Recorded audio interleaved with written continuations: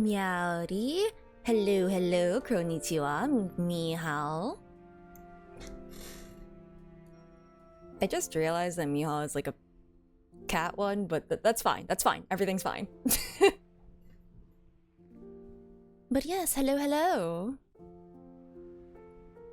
How go? I'm sleep deprived. That's not new information. That's always the case. Hi, Trix. You already know I'm sleep deprived. Funny enough, it again has to do with me driving people to the airport, which is apparently just what I do in my off time. Oh, man. I was driving in basically morning rush hour traffic, so it was, sleep deprived. Do I get paid? No, I drive family, so no. I get paid in exposure? Not really exposure. Yeah, it's really not that bad. It was just more boring than anything. But like, I had to wake up at 5 in the morning, so I get paid with content stories. Yes, the story of, so I was stuck in traffic, and then I was stuck in traffic. Oh wait, actually no, there was there was this one guy that like, what's it called? Just kept like stopping. How do I put it? Like, I don't know what they were doing in the car, by the way. They were in front of me. It's not like I could see anything. All I know is that they just kept, like, when traffic would, like, inch forward, they wouldn't move. And then, and then they would start, but then they would just kind of, like, stop sort of randomly and sort of abruptly, which is, like, we're in traffic. It's fine. I expect things to be slow, but, like, dude, that's kind of dangerous if you stop suddenly. Anyway, that's my little major gripe. That's the most exciting thing that happened. I mean, I took a wrong turn, but that's, it just means I drive for longer. That didn't really do anything else. Oh, couldn't fall asleep until 2 and then woke up at 6. No, that's a big mood. I slept at basically like 2 in the morning and I woke up at like 5 to drive people. It's not a contest, it's just like, I feel that. I feel ya. Maybe they're sleep deprived? Maybe. But it's just like, it is a little scary when that happens. I had tea and stuff, so like, and I'm used to staying up pretty late, so like, honestly, more than anything, that little brief window of sleep was more like a nap for me. Recovering from a car accident? Oh man, I hope that you're okay. Like, that's terrifying. Genuinely. For our exam. Man, everyone... I hope that everyone in chat is okay and has a great holiday season from this point forward, that things turn out for the better, and that you have a great start to the new year. Dang. No lasting damage? You have to limit screen time. Oh my gosh. Yeesh, yeah. I mean, I hope that you're recovering well. That's crazy. You're apologizing for making them laugh. Mostly be listening after a while? That's totally fair. Entirely valid. I mean, this should be like cozy crime solving. That's a genre, right? Probably. Cozy murder cases. But yeah. For those who do not know, I was given, the devs were very kind and gave me a key to this game. It's apparently very, it was inspired, God, I'm sorry, my sleep deprivation is making it hard to explain things. But this was inspired by Ace Attorney, actually. Probably why they reached out to me, given what I've been playing recently. But yeah. We're gonna be solving cases and making objections, probably. And also there's a cat! So, I'm pretty excited, and yeah. You can check it out, it's, it's out on Steam and everything. But, yeah. Yeah, cats are nice. Hasn't split any eggs and holding our concussion. Yeah, shoot, the one time I was in an accident personally was like, I was on a school bus. And like I remember that day because like, well, for one, we were just kind of on that school bus for a while like everything was sorted, and then also that day people were routinely called down to the nurse's office so that we would be checked, so you know, to check us for concussions. Not that I knew at the time really what was going on, but what's it called, I mean, we were like on the school bus, we were fine because, you know, it's a school bus, those things are built like a tank. The other car was not as lucky, from what I heard. I don't know actually what happened. Had a concussion earlier this year? Yeah, I can imagine it would not be fun. Do more than 5 pounds of weight training? Oh, oof. I mean, I'd make the obligatory joke of, haha, noodle limbs, what's weight training? But like, also just like, genuinely, that really does suck. And I hope that you can recover swiftly. So, oh, click. Oh, this is really cute UI. What the heck? Oh, this one's the same. Flower. I can just start with case 5. You want to start with case 5? No, we're not doing that. We're not doing that. Paper Perjury is a work of fiction. Any resemblance to actual persons, living or dead, or actual events is purely coincidental. April 16th, unknown. Man, the art style is so cute. I really like it a lot. I have no idea what this person looks like. This is Detective Ernest Hunt's office. I'm away from the office. Please leave a message.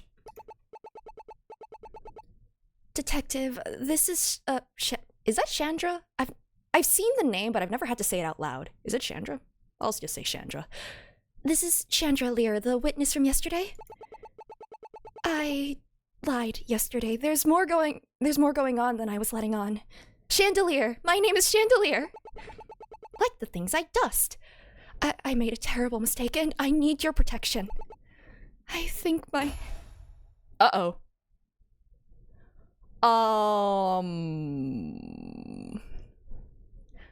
So I don't think that they're okay. They clearly needed protection. Unfortunate time to be out of the office, I'd gather. Uh-oh. Ooh, mystery person. Chandra, please forgive me. I don't think she will. She's also unconscious or dead. They fell from the ceiling. Is it because she's a chandelier? Okay, April 16th, 8 a.m. Oh god, morning hours. Azure City Police Precinct number 5, station lobby. Ooh, this is... I'm getting some real Ace Attorney vibes, yeah. This is it. My first real job. As a clerk. My name is Justina Smith. I'm a newly hired police clerk working at Azure City's 5th Police... I need to reboot my brain. There's not much to reboot, but I will attempt. I'm a newly hired police clerk working at Azure City's 5th Police Precinct. Though, when I told my parents, they seemed to think I was signing on as a cop.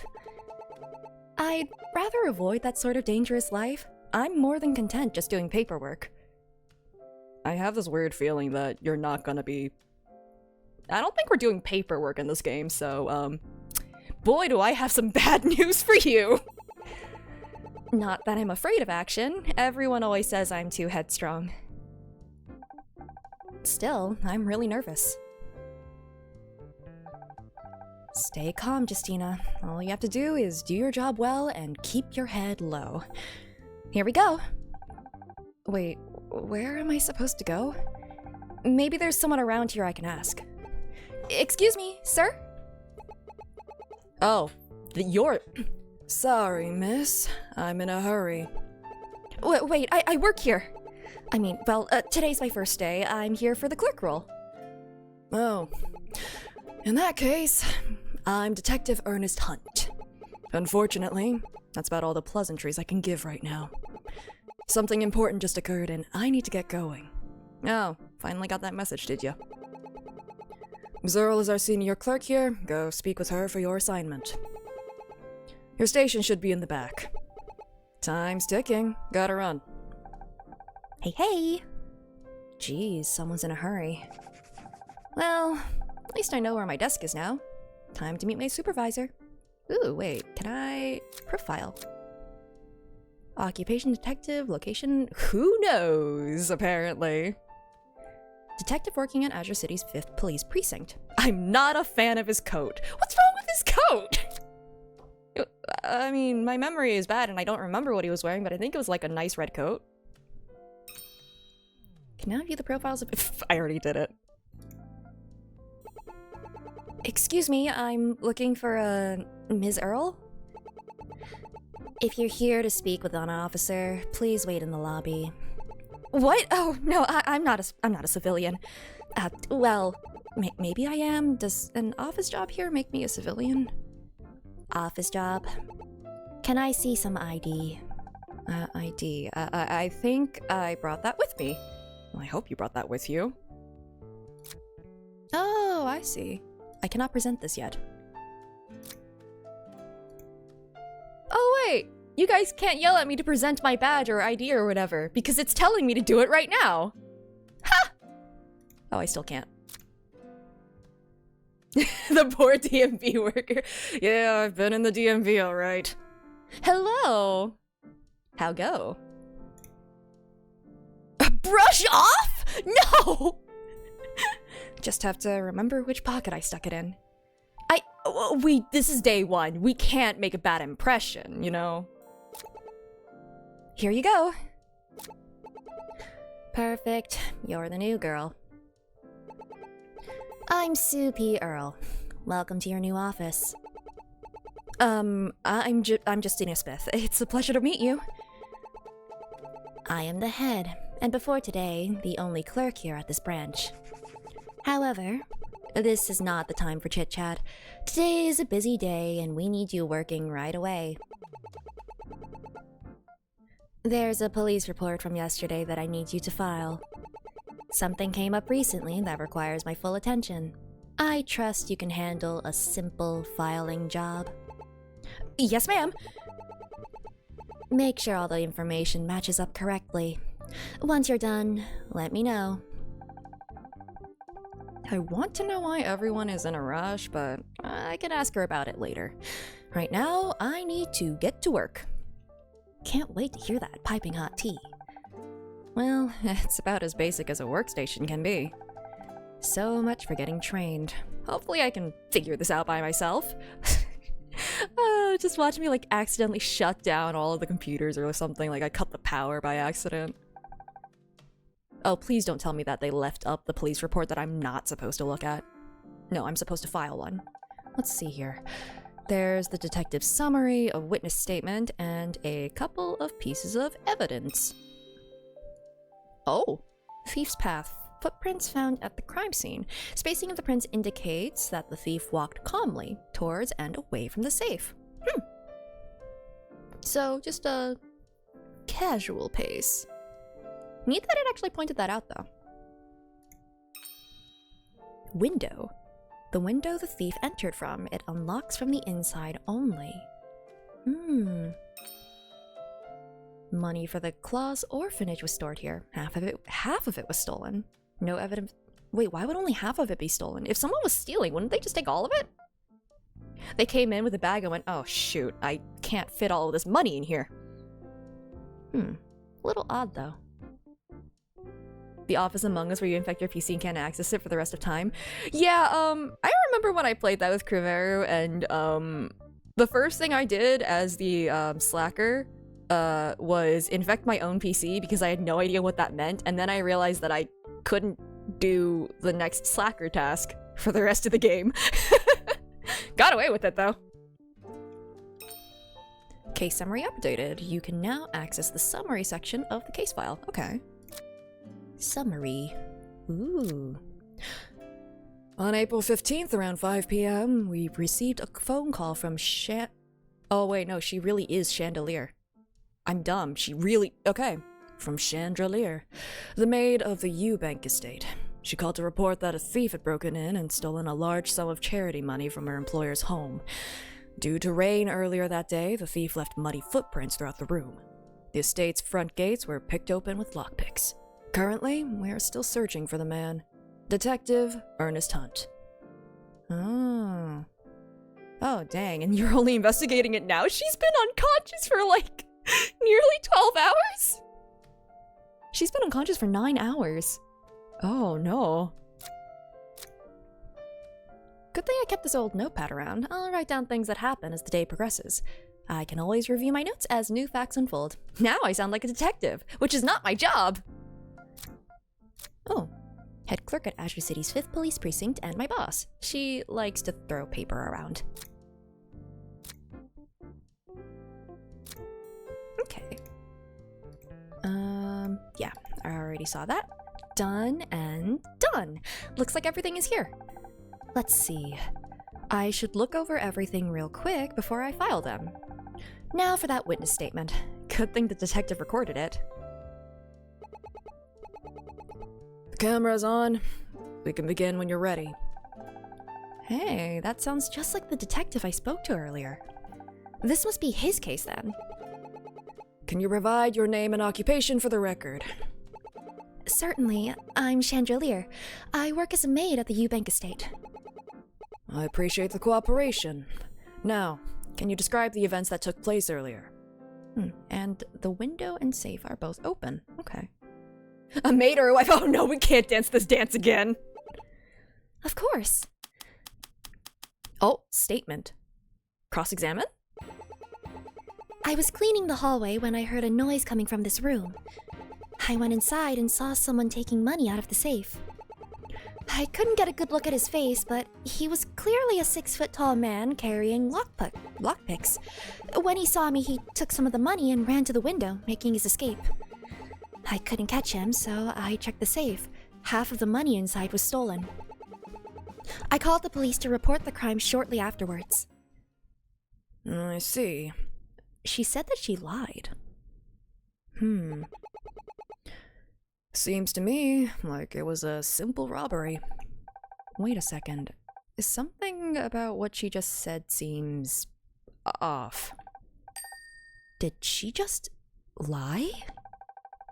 I need to look over her statement again. I'm sure there's a problem somewhere. When I find a line I think has the problem, I can press the dispute button to present evidence. This is a recording. Who are you disputing? Submitting is as easy as clicking present on the evidence that contradicts that statement. Won't leave this computer until I find this contradiction. Screw my other word. What am I interrogating? Alright. Can I press thing? No, I can't press. This is not really. Oop. Went inside and saw someone taking money out of the safe. Oh wait, doesn't it have to do with, like, he ran away? Yeah, he didn't run. Pretty sure this one is right here. He calmly walked. She said the thief ran, but the evidence shows the thief calmly walked, as if he wasn't afraid of being caught. And he waddled away, waddle, waddle, waddle. The answer is, it was a duck! Why would she lie about that? I should let Ms. Earl know what I found. Ms. Earl? What is it? It's the witness's statement. It doesn't add up. I was reviewing the case file, and I think she lied. She told the detective that the thief ran in a hurry, but the evidence seems to indicate the opposite, that the thief had walked away calmly. Let me see that file. I see. I think you're right. The police need to speak with Ms. Lear again. She clearly didn't see the thief. Sorry to say, that would be impossible. Impossible? Why? About an hour ago, we got a call from the Eubank estate. The thief returned this morning, and this time, he attempted to take Ms. Lear's life. Oh wait, so she's still alive then? What? Thankfully, she survived, but she's currently in a coma with a life-threatening head injury. Around the time you showed up, our lead detective went to investigate. I've been processing the paperwork over the call. Lead detective? You mean Detective Punt? Theme of today, head injuries. Yeah, seems to be a bit of a theme. Connecting theme, oh, this is a little loud. Connecting theme from, Great Ace Attorney, getting nearly murdered and then falling into a coma. I see you've already met. Yes, that's him. So, what do we do now? We'll call the detective and inform him. He can decide what to do next. Until then, keep Miss Lear's statement with you. You might need it later. But why would the thief return to the scene of the crime? There has to be more to it. I don't think you're gonna stay a clerk, girl. Oh, you're absolutely not staying a clerk. All right. I think I'll speak with the detective when he gets back. Miss Lear lied about the thief running towards the window to escape. She claimed the thief was a tall man holding lockpicks.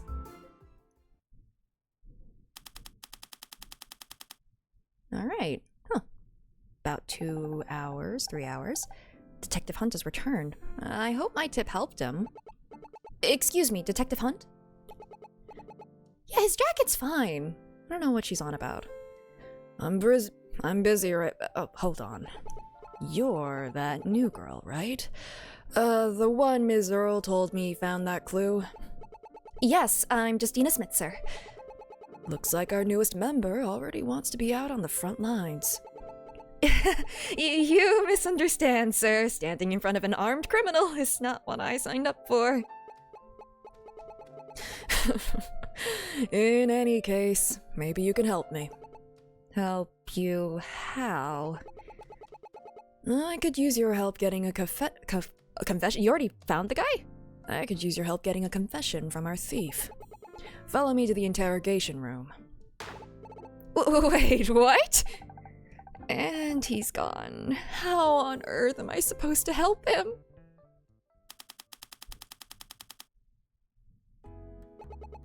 There you are. The chief wants us to start the interrogation right away. Now, hold on just a minute.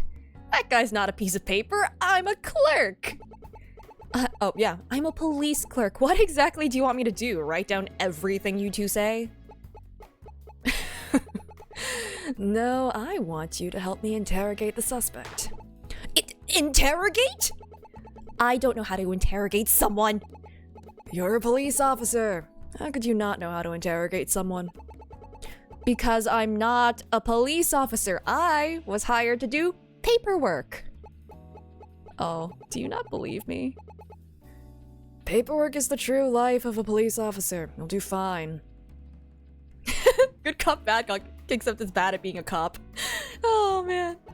But I feel a little underqualified to be in charge of an interrogation or investigation, both of those things. Oof, feeling that imposter syndrome and that I do not have this job. This is not my job. Is it imposter syndrome if you genuinely don't have the qualifications for it? I'm the one in charge. You're there to help. Besides, you're young. You being there might make the suspect lower their guard. Especially, I mean, they would lower their guard with how we fumble and go, please, I'm not built for this job. Well, I guess I'll help as much as I can. All you need to do is listen to their statements. If you find a flaw, point it out. It's exactly the same as what you did on the computer. But what if their statement is perfect? As long as the suspect is hiding something, there'll always be a flaw somewhere. You'll just have to find those flaws until the truth comes out. To be honest, that is the most reliable way to, catch someone in a lie. It's to ask them open-ended questions until they contradict themselves. Because otherwise, personal tells, you'd have to know the person pretty well to be able to get those. Otherwise, it's just oh yeah, they're looking around nervously. They might just be nervous. You know, stuff like that. This is actually genuinely the best way to get information. You sound like you, expect the suspect to lie?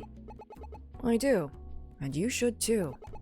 Sometimes the flaw might not be immediately obvious. You can question the suspect to ask for more information. It might reveal some additional information that could be helpful.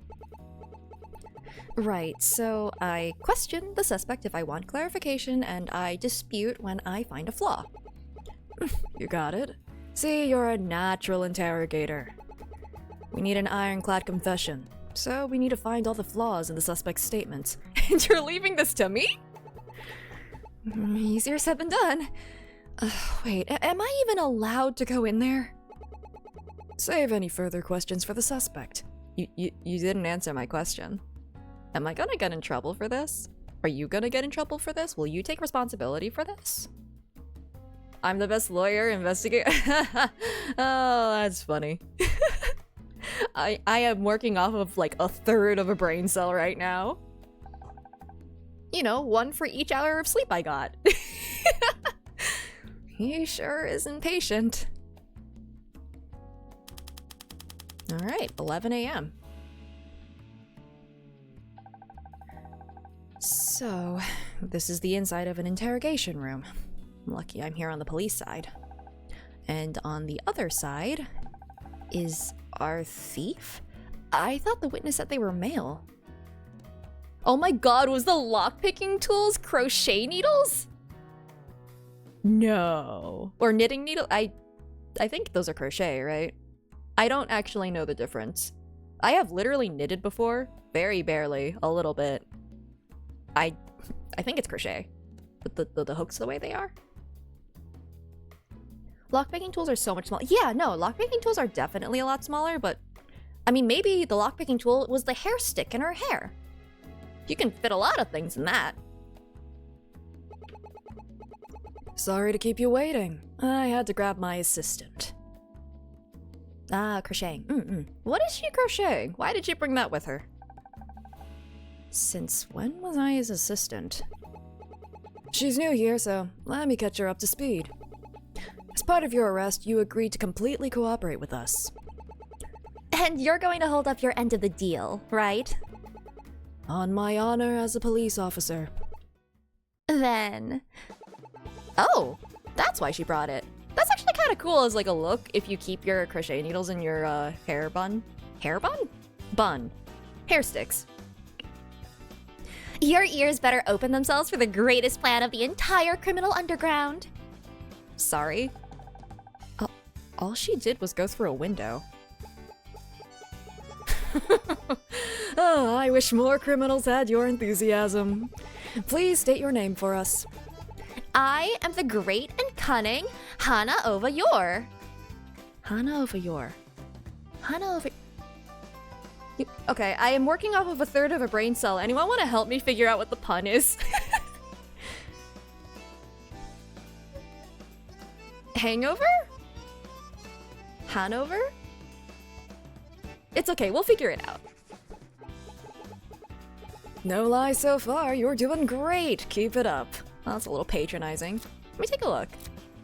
The maid at the Eubank estate. I caught her lying about the thief, but why would she lie? Our presumptuous thief. How could anyone take pride in robbery? Thankfully, she plans to confess to us. But she's gonna lie? Why would she willingly confess to a crime? Stop patronizing me. I stole from one of the wealthiest men in the city. And I arrested you for the crime in less than 24 hours, but by all means, keep bragging. No comeback? Then let us continue. You are currently only being charged for the crime of larceny. So, wait, hold on, what about... All in due time, Ms. Assistant. We have a criminal giving a full confession. That takes priority. What's he getting at? She committed the assault too, right? Why is he not charging her for that as well? He's hoping that she's gonna self-incriminate, huh? Wait, who is he calling Ms. Assistant? As I was saying, all we need is your official statement. Are you ready, Ms. Assistant? Well, ready as I'll ever be. Then, Ms. Yor, you may begin at any time. Alright. A theft I am proud of. Okay. Around 4:30 p.m., I snuck into the Eubank estate. I spotted the safe, its inside stuffed with treasure. I used my trusty lockpicks to open the window, and I made my way inside. Wait. Well, I already found something here. You can't open the window from the outside. I pilfered the safe of its contents, grabbing about half of the money inside. I can't believe it took you an entire day to find me. I thought the police were better than that.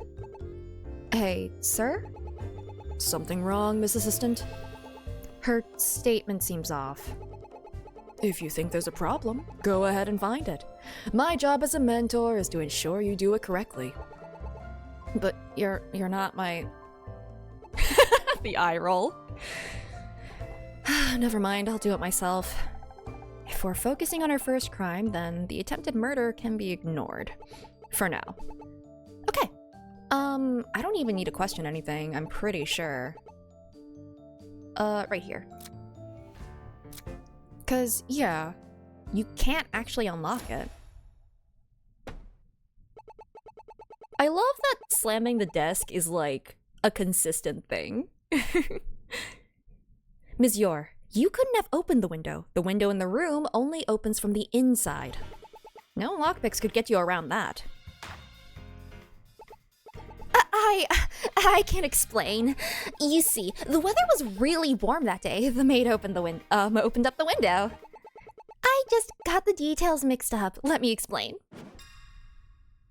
Oh, maybe it's Yor as in like Spy Family. Oh shoot, you're right. What does the chandelier have to do with that? When I snuck into the estate, the window was already open. So I simply climbed in. That's when I spotted the safe. Oh, do you know what I just remembered I forgot to do? I forgot to make a post that I'm live. I'm so good at this, guys. Do I just make it now? Oh, man. Imagine having brain cells. Not me. Dang. Might as well. Yeah, sure.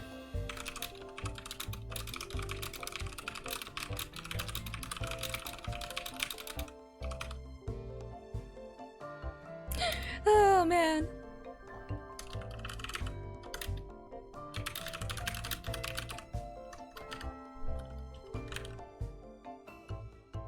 There. And now I can do this. And I can go over here and do this. Wow.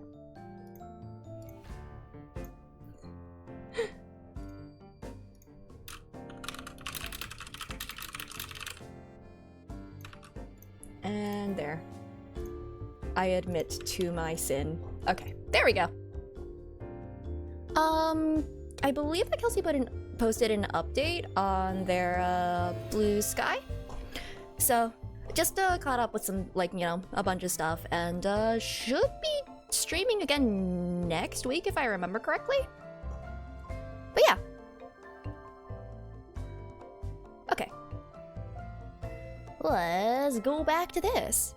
So I simply climbed in. That's when I spotted the safe.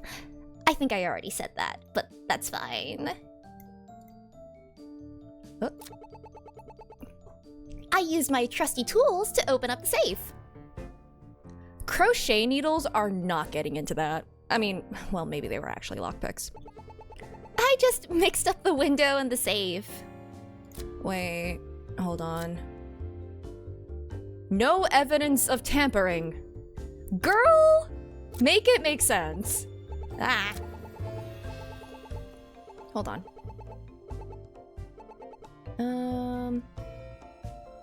Yeah, it would be this one, I'm pretty sure.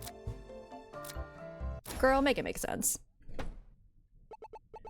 Ms. Yor, how did you open the safe? You said you opened it with your lockpicks, but there's no sign of tampering. It can only be opened with a code. Your tools would be useless. I never said that my tools were my lockpicks. I mean, my greatest tool of all, patience. Hello. Twitch has failed you, and so have I, because I forgot to post that I was streaming.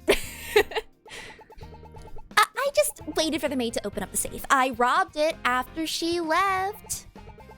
Ms. Yor, I doubt both of your statements are true. She just waited for the safe to biodegrade? What is she, Stanley from the Stanley Parable? You're saying that Ms. Lear opened both the safe and the window and then she just left the room? Yes? Detective, that doesn't make any sense. that would have to be the biggest coincidence. No, the real biggest coincidence is a couple having a marital dispute that involved throwing things, setting things on fire, opening the window to let out the smoke in the room, throwing one of the things, throwing a knife at that window, dropping it down, and actually impaling someone. Like, that's very coincidental is really what that was. There's more to that. Hi, what a weird case. But not impossible. Unfortunately, we don't have a way to counter her claim right now. Hana claims that Ms. Lear opened the safe and the window before leaving the room. The safe can only be opened through a passcode. I don't know her reasons. I only took advantage of them. What now?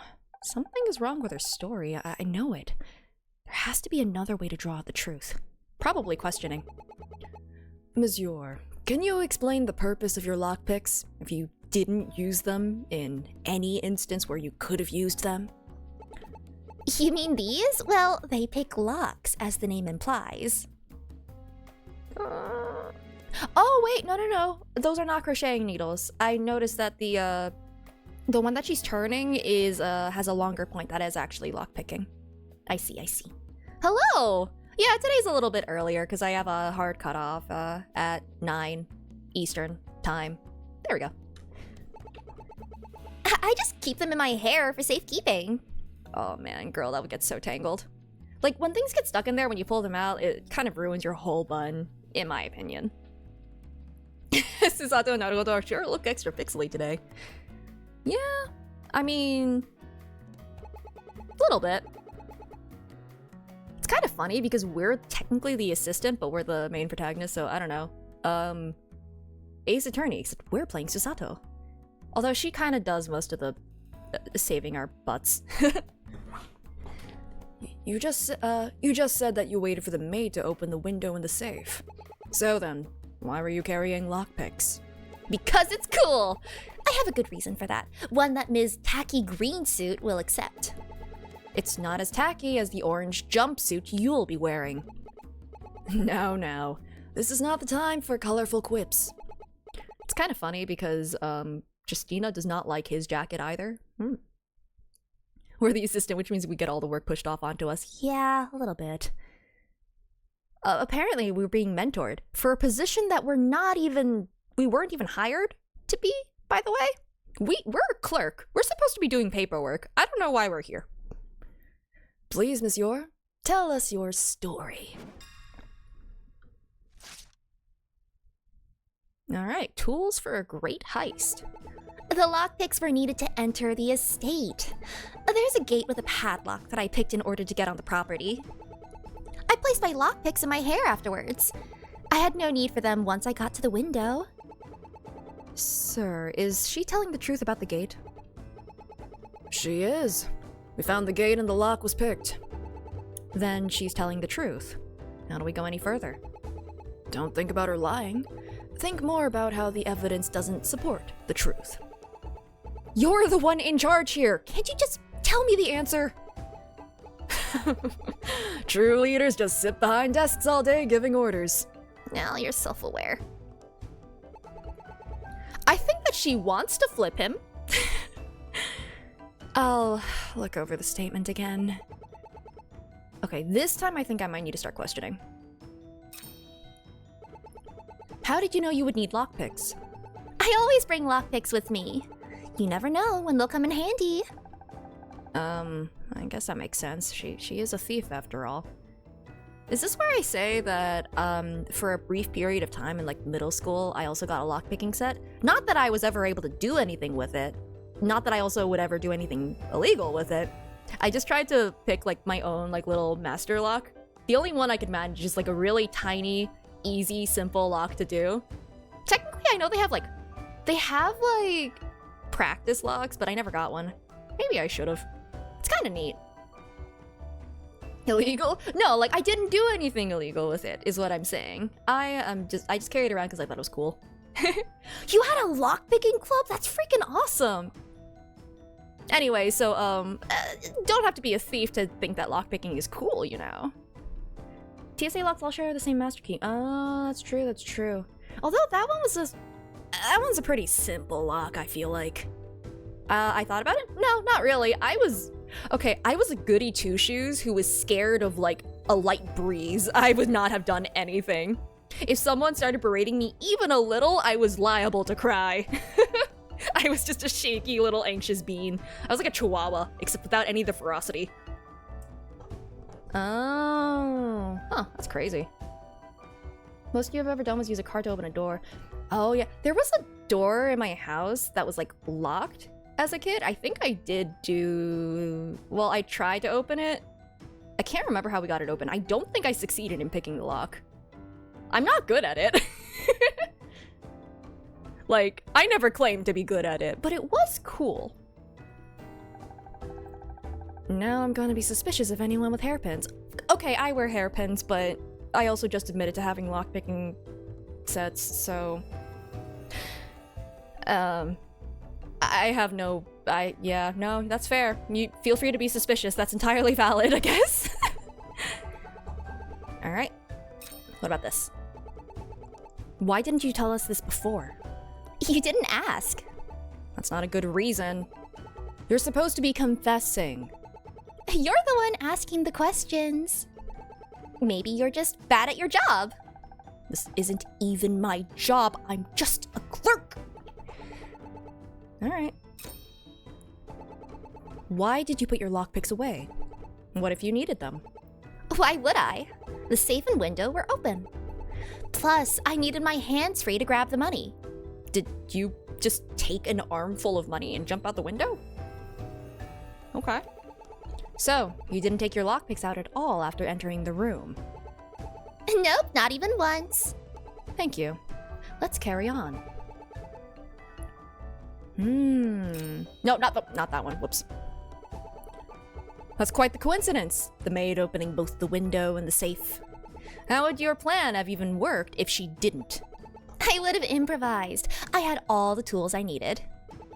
It just so happens that my greatest tool of all was my luck. How would you have gotten into the safe if she hadn't opened it? I had my lockpicks as backup. But the safe doesn't even have a hole to put lockpicks in. Yeah, well, I didn't know that.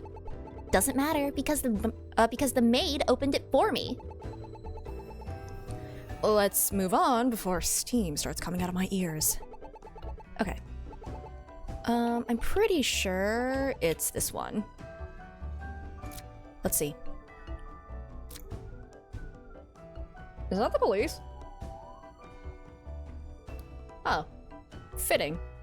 I don't know if you heard that. There were sirens. Are sirens? Have they left the premises? Yeah, they left the premises. I swear I didn't do anything. Okay. I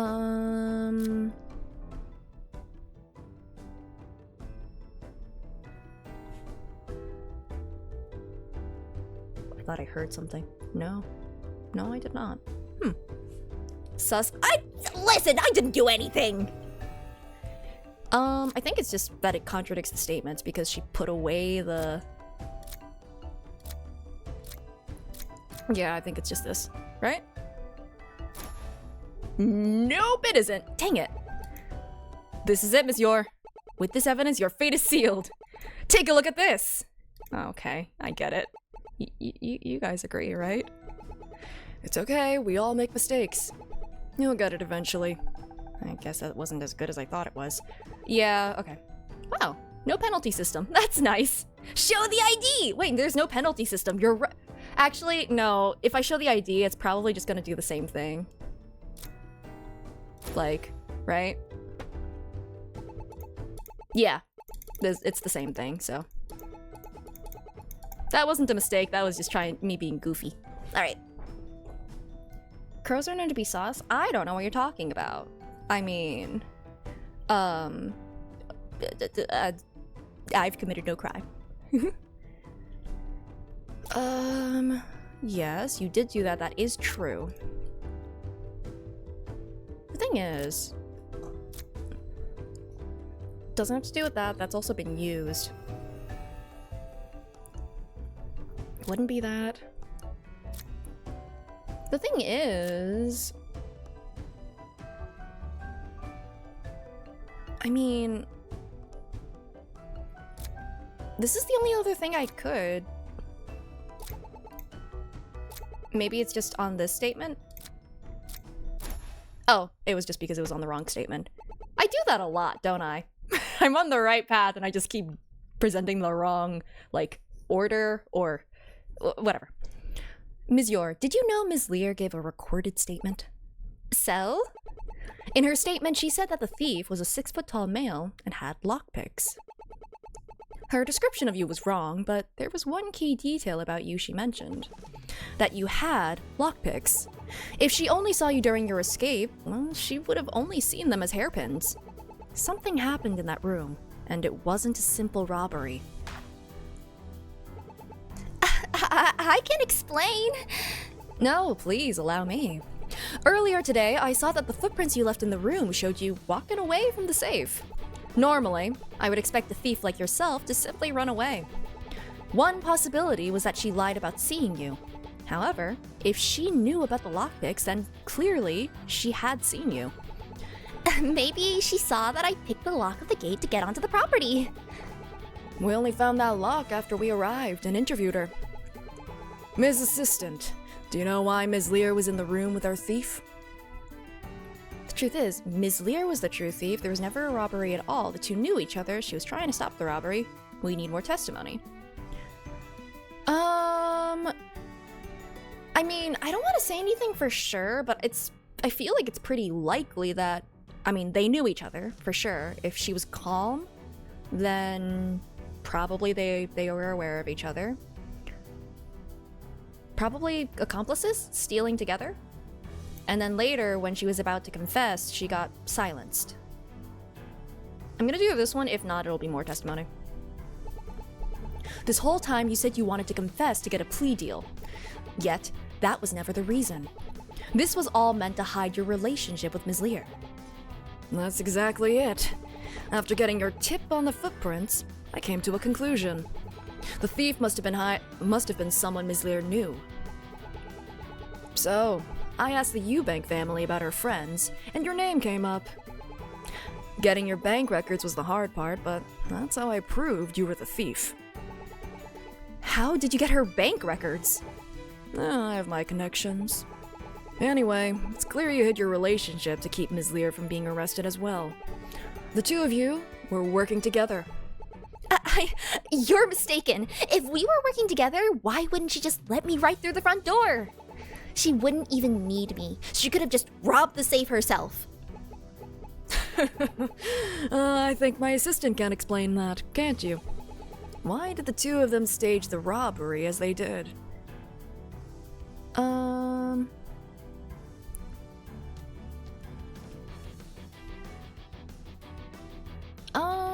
Okay. I would say it's they want the police to... Well, let me double check something. Let me read through some files. Okay. I think it would be that, like, they would want someone to know that a thief stole the money so that they wouldn't be implicated, right? Something like that? Correct again. And we did get involved, so their plan at that point was successful. They knew that the money being stolen would make the news. And if Ms. Lear says a male thief stole the money, it would throw our investigation off. We'd trust Ms. Lear, of course. So, unless you want to... So unless you want us to throw the full extent of the law at you, we need your real confession now.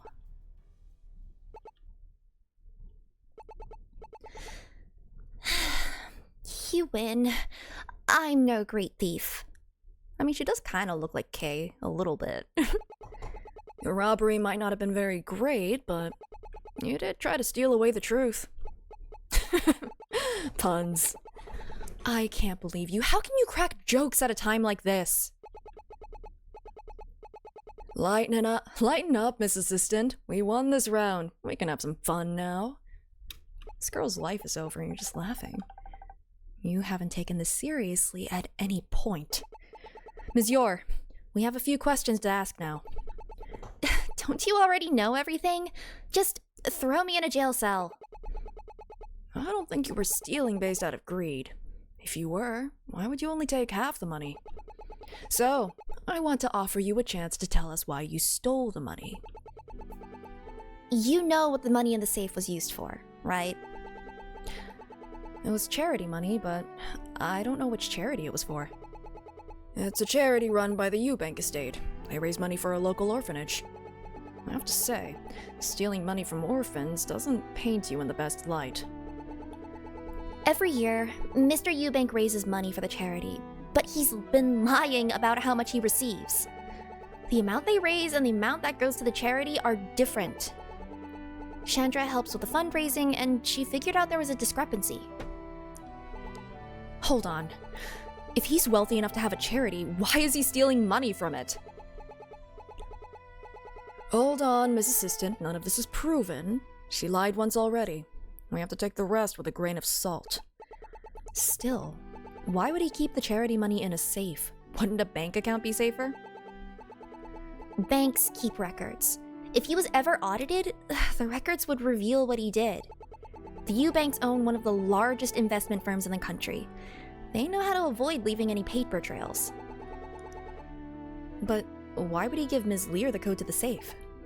Well, I don't really know. Chandra never told me. So, why did the two of you get involved?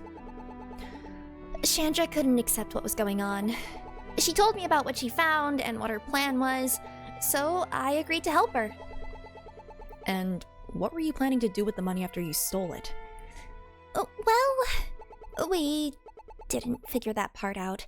We didn't expect to get caught so quickly.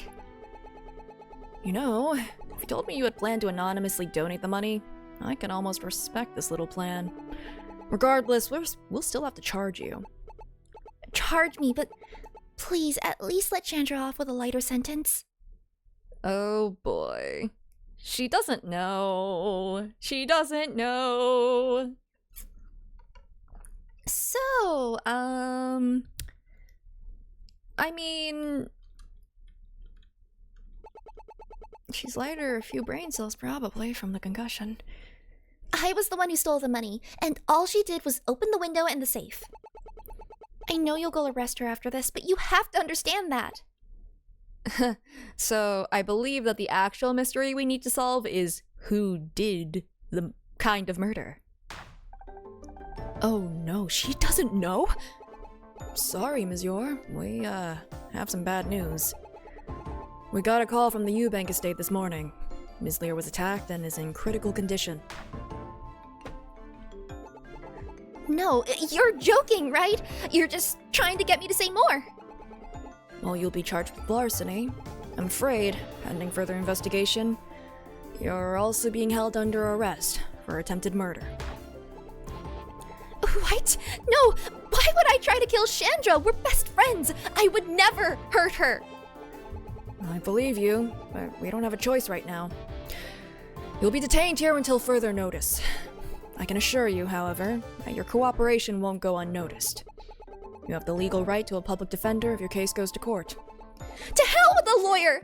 Why did you hide this from me until now? Did you just want to watch me struggle? You're evil. The both of you! Everything they say about the cops in the city, you corrupt, heartless monsters! I'm sorry, but it would be in your best interest if you didn't speak to us further without a lawyer. Okay, but like, a corrupt cop would not say that, just saying.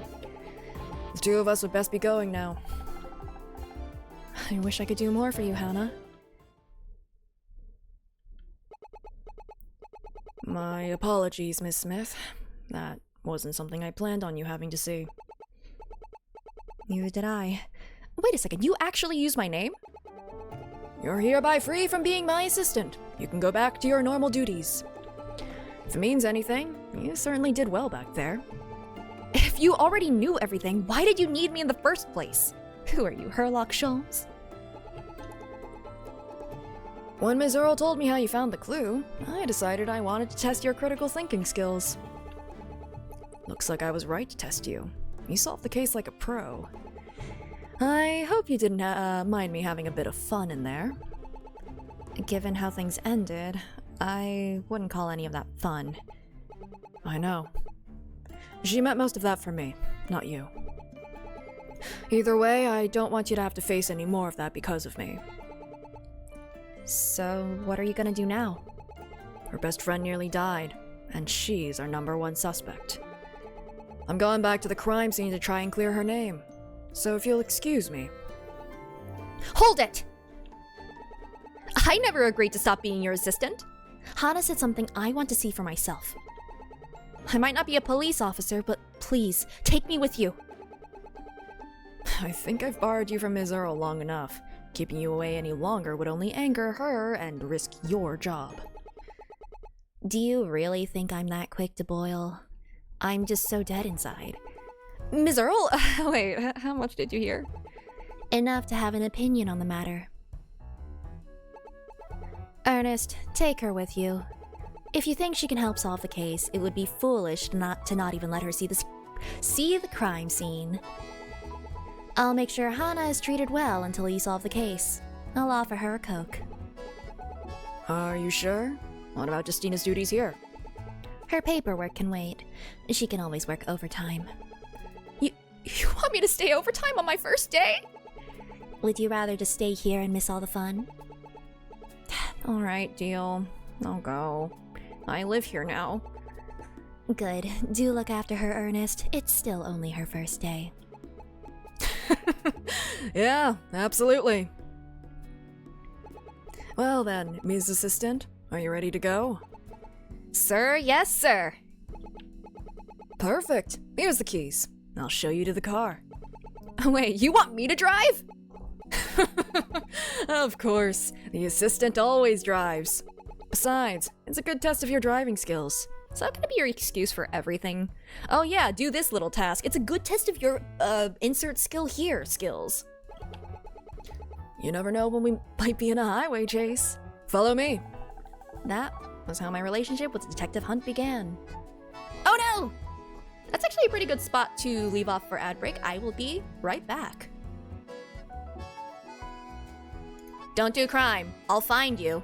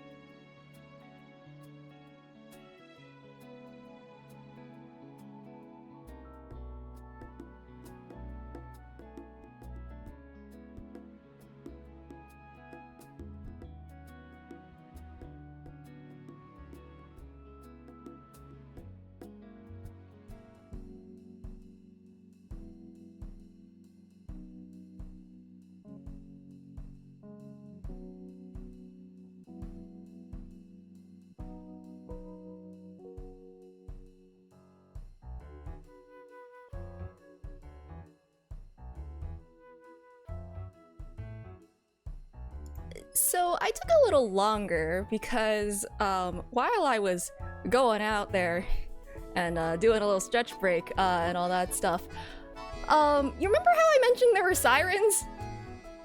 Something actually happened, I think. So I was checking that out.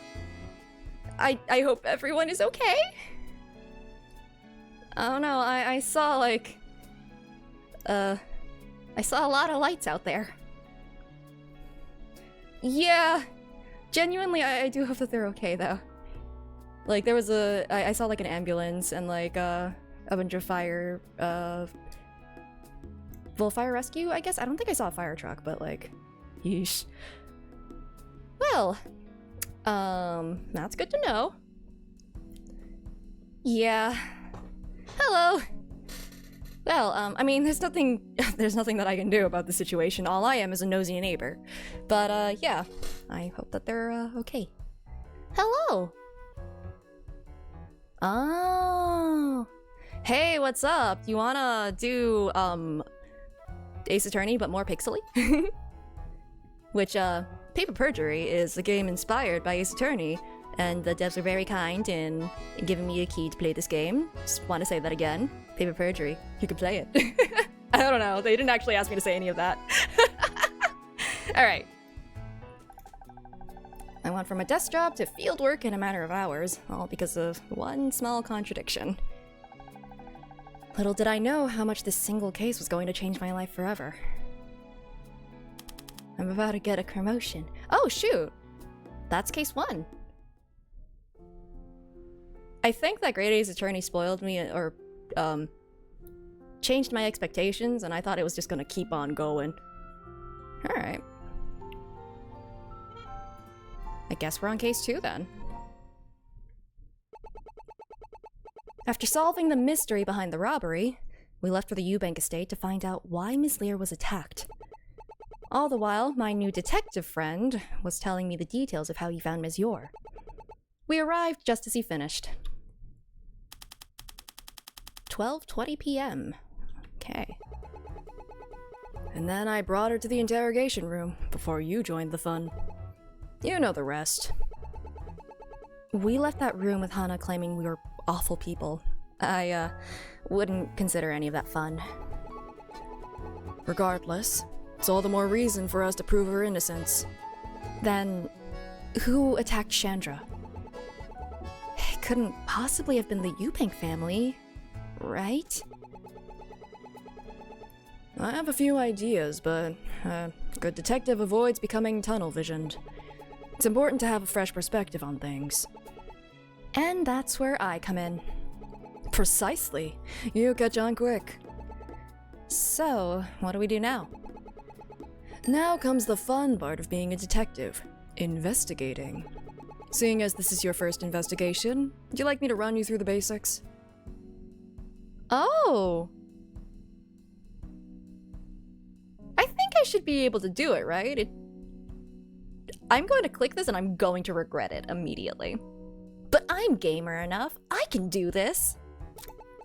Actually, I think I have a good idea of what to do already. I've watched so many police dramas. Oh no. Now then, let's get started. You can now track your current leads through the summary section. Okay. Oh yeah, very similar UI, okay. Well, first of all, anything new here? Chandra's friend and would-be thief. She's currently facing charges for yesterday's robbery. If we don't find out who attacked Chandra, she'll be pinned for that too. Nothing there. Do you have anything new? Oh! We're not talking about his code anymore! A police detective specializing in robberies for Azure City's 5th Police Precinct. We just met today, but we've already teamed up to solve the mystery behind Chandra's assault.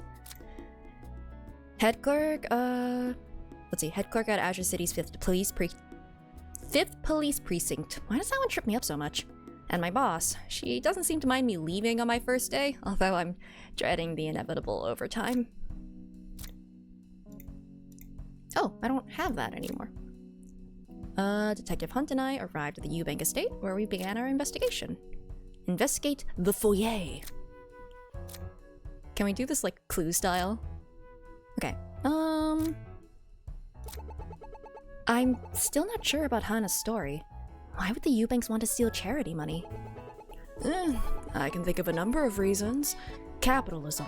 I'm sure she's telling the truth. Hand it over. Oh my god, it might be handed over, you're right. Right? Wait. Over your? Maybe. Chandelier. Maybe she was attacked by a chandelier. Whatever happened to she lied once already? We have to take the rest with a grain of salt. That was Detective Hunt speaking. Ernest Hunt says she's innocent. But don't you have your doubts? Yeah, I have my doubts. Still, I believe her. I don't think any actor could fake the anger she had. It did feel real.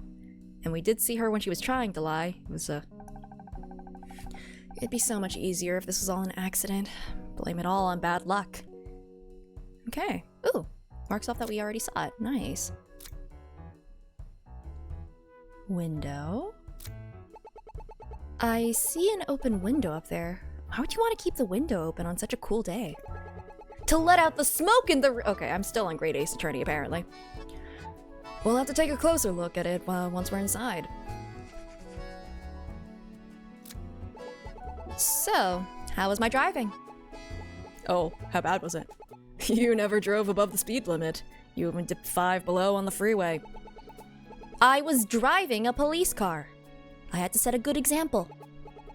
You know, studies show that slower drivers cause more accidents than faster ones.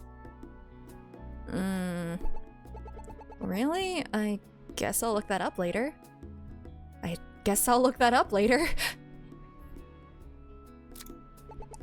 For a wealthy family, this house seems less grand than I expected. What did you expect? A luxurious palace the size of a stadium? Home prices are already going up far faster than most wages. This is still prime real estate. At least they keep their home modest rather than driving up the prices even further. I suppose so. Dang, too real. Alright, travel to the foyer. Wow, this place is much more impressive on the inside. That's a really nice window placement, honestly. Don't get too distracted by the lion's den before meeting the lion itself. I prefer a hummingbird's nest myself. After all, they represent optimism and playfulness, traits that we all use in our lives. I see you brought a new guest. Welcome to my home. I'm Ferris Eubank. Ferris Eubank. No, I'm still not... I still only have 1/3 of a brain cell. I cannot figure out any of these puns. Oh, hi! I'm, Justina Smith. It's a pleasure to meet you. My, you are quite nervous. Some tea should calm those nerves. Care for a cup? Oh, I'm so glad I gave you a British accent for this particular reason. No, I would hate to impose. Now, you're a guest in my home. I simply must offer you a drink. Then let's save the cup until after we're finished. Fair enough. Now, to what do I owe the pleasure of this visit? I thought you caught the thief earlier this morning. We did. That case is already wrapped up with a shiny bow. We're here about the attack on your maid, Ms. Lear. Why, I can still hardly believe that Chandra was attacked. Just this morning, she was getting my tea ready, and before I knew it, the police were here. Tea in a can— Wait, is that on fire? What you drinking there? I don't think that's safe to drink. When they say piping hot, scalding hot tea, I don't imagine the liquid to be on fire? Are you perchance drinking lava? I hope for her sake you can lock away that wicked thief for what she did. Maybe this is why it's in the canteen. Do not spill that tea, we would have a disaster. What exactly is in that tea? I'm imagining Justina just sitting there and just going, what the fuck, is that on fire? Anyway, and everyone else is just like, nah, this is normal. Your cooperation in this matter is greatly appreciated. Of course, I'll help in any way I can. In that case, we'd like to ask you a few questions. Can you tell me where you were when Miss Lear was attacked? Let me think. A metric shit ton of alcohol. Shoot, you're right. This morning, I was having breakfast in the dining room with the rest of the family. Oh wait, I have your profile now, huh? Yes, I do. Occupation lawyer. Interesting. Mrs. Eubank herself. She's very optimistic and welcoming. Only met her today, but my parents met her. My parents met her about a decade ago. Huh. Interesting. I'm surprised that didn't come up.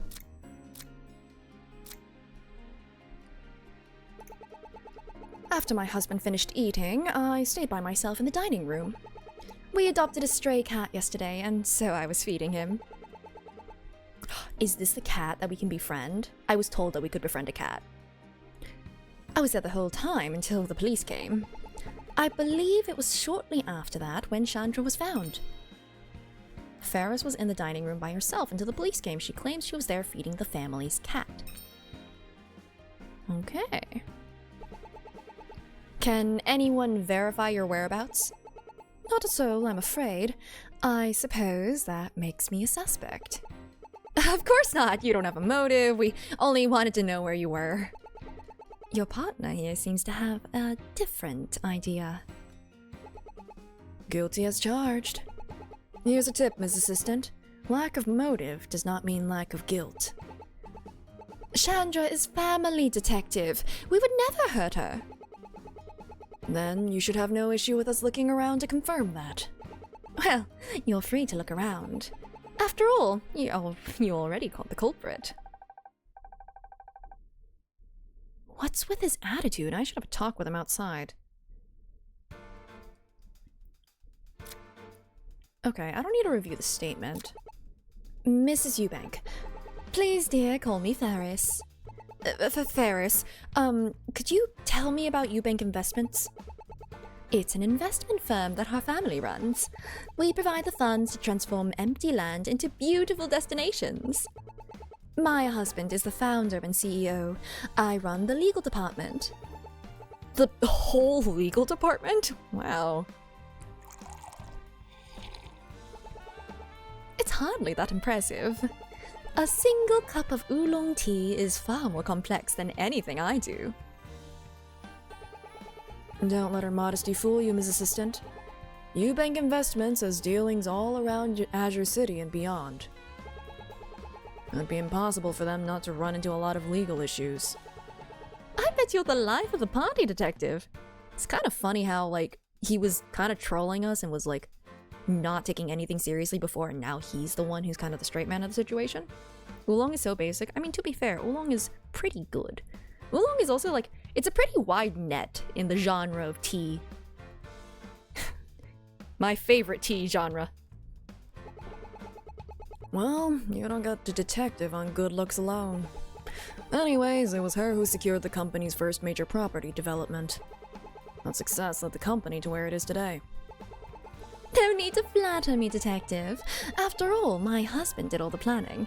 I just carried out those plans.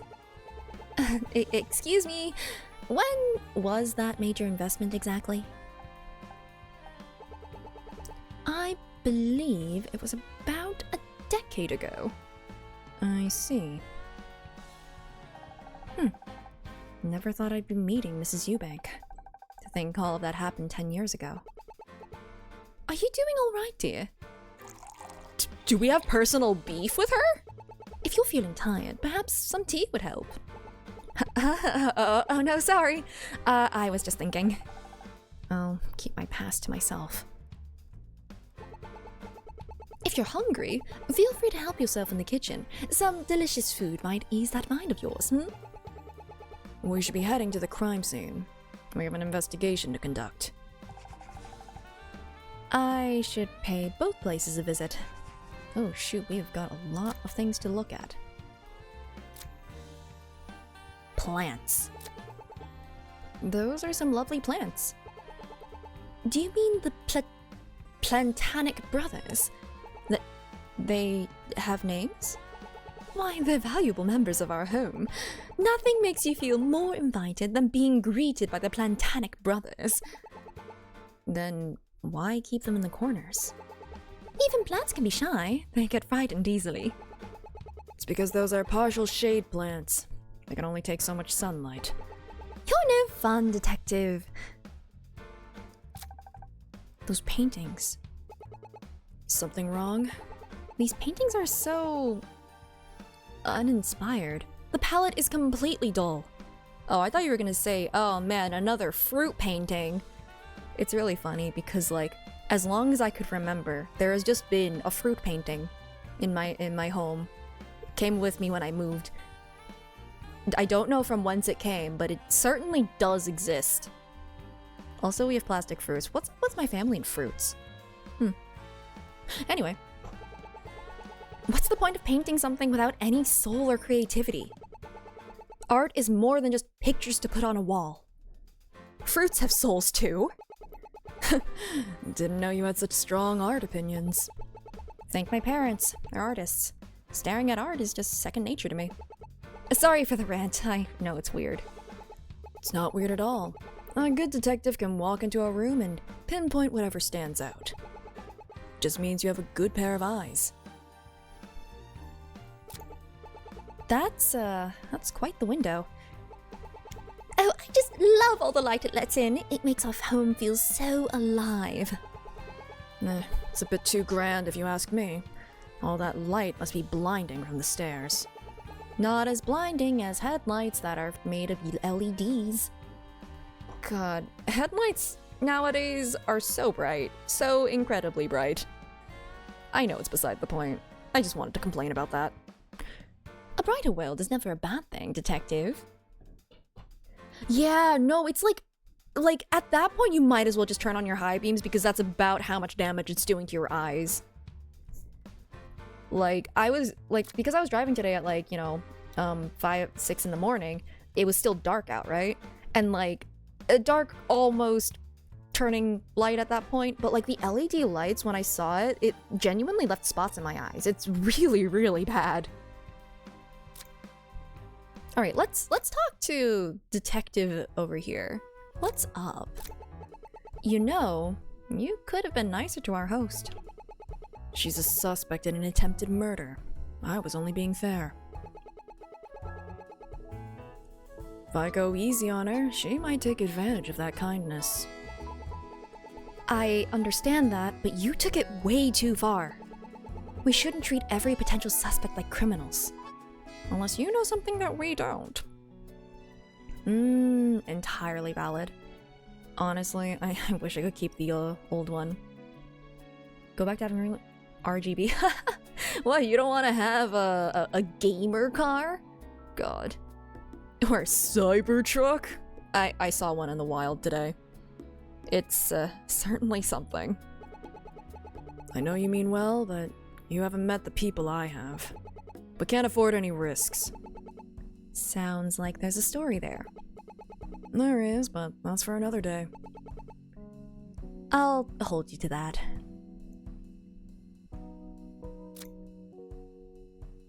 You know, okay. Man, it has been a while, but I remember one time when I was a lot younger, I saw these two super modded cars. Honestly, I think I wouldn't have said it at the time, but now I would definitely call them gamer cars. Definitely had RGBs, the underlighting stuff. The shapes of them were very, very unique. I don't know. It looked like it was one of those customizable or one of those skins you buy in a racing game or something. It was very interesting. But it was pretty cool for little me because I was like, whoa, that's so weird. I don't see things like that usually. Okay, let's go to the kitchen. Grab a snack. Oh? Are we peppers? Please don't eat us. Played some different racing sim games back then? I don't know. Cyberpunk or Tokyo Drift Cars? I actually have no idea. It just looked very game-like in that, it didn't look real. It seems a pair of red and green bell peppers have entered my pot. Oh, it's Mario. Oh, Detective, you're back! Mr. Curry. Is it Tim Curry? Anyway, I'm back with the newest member of the police's veggie garden. I'm Justina Smith, the, green bell pepper? A pleasure to meet you. I'm Oliver Curry, personal chef to the Eubank family. It's a me, Motto. What? Tell me, Detective, do you have any news on Chandra? Oh god, I'm getting Silseki vibes. Unfortunately not. She's still recovering. Thankfully, it's not life-threatening. I can't believe someone would attack her. Could y'all give her this box of food when you see her next? She didn't eat any breakfast this morning, and that hospital food isn't even fit for rats to eat. Couldn't he just bring her the food himself? Whatever, I'll just take it. It's evidence now! I read the report from yesterday, but you didn't come up. Where were you during the robbery? I was on vacation up until yesterday. I was gone for the past few days to visit my parents. It took a whole day of travel just to get back here. I arrived about an hour after the robbery. We checked his claims this morning, and he only showed up after the robbery. Speaking of this morning, where were you when Chandra got attacked? Why do you ask? Just doing a routine investigation. Statement? Are you trying to cook an onion over... I mean, if you want a fire, I think the missus has a cup that's, like, constantly on fire. Well, I already told you all of this, but I'll say it again.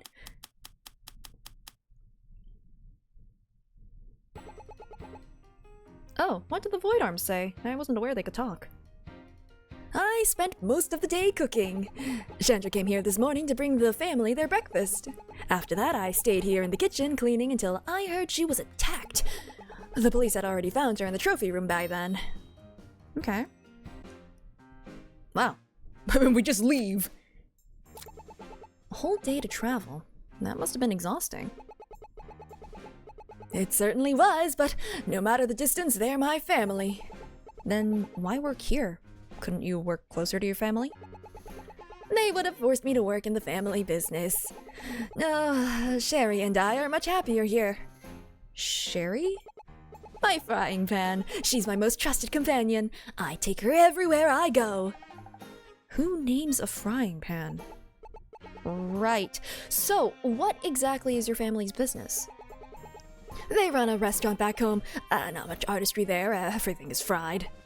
Here I'm free to make anything I wish, so it's only raw onions. Don't the Eubanks decide what you cook? Pan romantic. We did it. We found the pan romantic. They might decide their meals, but how I prepare them is entirely up to me. My creativity runs free in this kitchen. I see. All this talk about food is making me hungry. I should add his Sherry, to the evidence. Cool. Your friend is evidence now. Oh. Sounds like Mr. Eubank is a good boss. He's a wonderful boss, such joy to cook for. When he's hungry, he never minces his words. Unlike me, when I mince onions. Never hums and haws. No, he always knows exactly what he wants. Sounds reasonable to me. I'm lucky to have a boss as kind as him. Not all of them are like that. Many personal chefs get treated poorly. They're seen as expendable. Chandra and I, on the other hand, have been treated well by Mr. Eubank. You've been rather quiet, sir. Well, I'm glad to hear he does the bare minimum for his employees. Do you have a problem with Mr. Eubank? I do, but not because he's a bad boss. Why then? I have my reasons. You should go meet him yourself, Justina. He's usually in his office upstairs. He is? Well, then let's go pay him a visit. I suppose we need a statement. Well, we can head there whenever you're ready. Oof, he's got some beef. Which is funny because we're in the kitchen right now. You'd imagine that the beef is here. Stop staring at me, you overgrown side dish. I don't need to be guilt-tripped into eating my veggies. I see you have taken an interest in my salad. Yeah, it looks tasty. As tasty as a salad can be. The finest, of course, for the Eubanks. Anything less and I would be no different than a greasy fast food cook. I better not tell him about my high school job. Oh wow, this is some fancy wine. Let's see. Our winery started over 50 years ago by a pair of brothers with nothing except 2 cows and a dream. They worked hard growing the best ingredients in order to deliver the finest taste in your mouth. If you want quality, always look for the 2 cow logo. Impressive, but I still don't know what kind of wine this is. The idiot sandwich. It's me, Your Honor. I really like this painting. The countryside landscape looks so peaceful with the muted color palette. My mom paints as a hobby. This was a gift from her, so I could be reminded of home. You're from the country? Yep, a small town called Appleton. It's a farming town way out to the east. The Eubanks didn't care, they hired me off my food alone. A lot of those wealthy folk treat us like we're lessers, just because we're from the country. Well, the Eubanks seem quite nice at least. I can't wait for it to not be the case. That's a lovely bouquet. They are yellow poppy flowers. Mrs. Eubank says they represent optimism. Just like hummingbirds. She loves to be optimistic, so those are her favorite. They're very pretty. I should buy some for my room. I wonder what's in here. Don't open that! Oh. Is your hat okay? It's, growing. I think you have a fungal infection on your hat. Sorry, what's in there? Anyways, secrets. Oh. It's cat food. The Eubanks got some while I was away. I can't stand the smell of that stuff. Surely it can't smell that bad. Well, it does. It doesn't help that I'm allergic to cats. So, why keep the food here then? The Eubanks don't know I'm allergic, and I don't want to cause a fuss. They want it in here, and so it stays in here. He has a ratatouille in his hat, and that's why he's scared of cats. This job is important to me. The Eubanks want a cat, and I don't want them replacing me over it. Thankfully, Mrs. Eubank has a no-cat policy in the kitchen. I'd be red as a tomato otherwise. Well, why don't you look for a place to work without any cats around? Work doesn't grow on trees. I applied to hundreds of places before I landed this job. I won't let a single cat take that away from me. Oh. I bet we're gonna have to use that against the Eubanks since they don't know about his allergy. Are they gonna try to pin it on him? Huh. What's this hood for? Oh, it's a exhaust so that you can not smoke up the kitchen. It captures smoke and grease from the stove and carries them out of the kitchen. Yeah, my family does a lot of stir fry, so we kinda need one. And we also sometimes open a window. Sometimes you need both. Isn't there a window? I don't think there's one in this room. But, sometimes the things that you're cooking are too powerful. Oh, really? I've never seen one. How sad! The smell of grease must be dreadful in your kitchen. I'm used to it. Food is food, after all. Oh, why is everything on fire? Are they all, like... I don't know, are they all firebenders or something? What's going on? I can't stand it. It makes the kitchen smell awful! Plus, it's a health hazard. Depending on where you live, might be required by law. I bet it's another case of the landlord forgetting to tell me. When you said flame grill, that's not what you meant? What do you mean? Now you get to have some, you know, Oh wait, no, this is why he had the raw onion. He doesn't need a fire, he has portable fire. You know, between that and the tea, this house is going up in flames. Okay, we can go somewhere else now. Oh, we have so many options. Okay, crime scene. Alright. Oh, no timestamp. Oh, I guess it's because we can go to multiple places, so there wouldn't be a timestamp yet. It is also a hazard. I mean, I feel like the tea was a hazard. She drank it anyway, so I guess it might not be. It's strange how familiar this room is now. Imagine how I feel coming and going from this room so often. I ought to be paying rent at this point. You'd have to sell everything you own to afford rent in a place like this. Anyway, what should we... Hold it right there? Helmet. Who are you? This is an active crime scene. Civilians can't just wander around here. Perfect timing. I was wondering where you were. Red, welcome back! I see you brought a guest. Are you their kid? No, you're the lead. Wait, how did you not recognize him? Alright. Ms. Assistant, let me introduce you to the lead detective, Sophie Swift. Nice to meet ya. Wait, what do you mean lead detective? I thought you were in charge. Red handles robberies. I'm the one who handles homicides and attempts at homicide. You must be Justina Smith, correct? Okay, wait, how did you know that? I have it written right here. Justina Smith, a clerk working under Sue P. Earle. The chief told us about you last week. He showed us a picture and everything. Wait, then, how come Detective Hunt didn't know me? Why would you look at the time? I really ought to be going. You forgot, didn't you? I was like, oh man, I love how Twitch does not like to notify people that things are happening. But yeah, game is pretty fun. Very Ace Attorney vibes. We managed to solve the robbery part of this case, and now we're trying to figure out who did the assault on the maid. What is this room? It's not the trophy room, that's what this place was called. So, it was, the butler in the trophy room with the baseball bat! I don't know. Kinda wanna play Clue. Keen as ever, I see. Is he always like this? For as long as I've known him, he has a good heart, though. Anyway, Sue told me you got a confession from the thief. We got a confession for the robbery, but she didn't attack.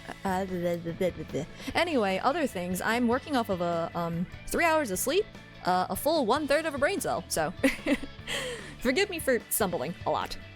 We got a confession for the robbery, but she didn't attack Chandra. Justina here couldn't bear to see an innocent person accused like that, and begged me to bring her here. Hey, that's... Don't listen to him. Well, since you're here, let me give you the rundown.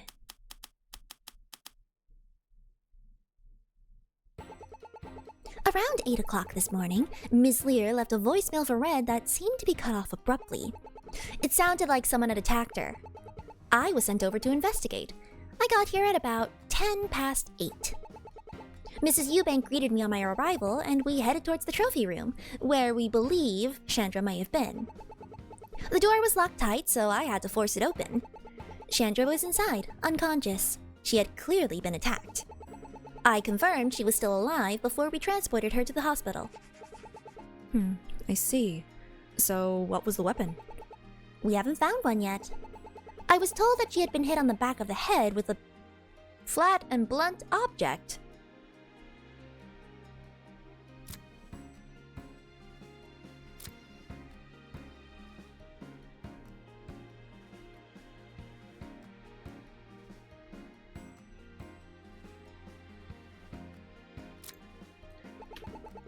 We know it must have had blood on it, given the injury. But everything we've tested so far has come back negative for blood. So we believe the culprit must have taken the weapon with them. Oh no, you're right, my ID is flat and blunt! Uh-oh. A distinct possibility. I have the medical report right here. Take a look at it. report from the hospital Chandra is being treated at. She suffered a single blunt force wound to the back of the head from a flat object. There were no other injuries present. What if it's still in the house? Shouldn't we just test everything? Not without reasonable suspicion or a warrant. And be ruled as inadmissible and thrown out otherwise. Right now, we only have grounds to test what's around the crime scene. I guess that makes sense. It does make things harder, though. It's a necessary evil. So for now, let's just investigate this room. We might find something. Well, let me know if you have any questions. Well, it took me 20 minutes to drive here. How did you get here so fast? Believe it or not, I'm the fastest member of the force. If criminals think they can outrun the law, they haven't met Zephyr. Zephyr? That's my ride. Just a standard issue motorcycle with some custom upgrades. I know all the ins and outs of the city. Trust me, whenever there's a murder, I'm the first one there. Ah, speeding. Good to know. So why is Hana the prime suspect in this? I don't see anything that ties back to her. Well, there isn't anything direct. But given how the body was found, our best assumption is that the thief had to have returned. We talked to the chief. He doesn't want us going after the Eubanks. The Eubanks have a lot of sway in this city. Unless we have ironclad proof, let's just say the fallout would be enormous. I certainly hate to get on their bad side. So with nothing else to go on, our best guess remains the thief. That's awful. Whatever happened to innocent until proven guilty? That only applies in a court of law.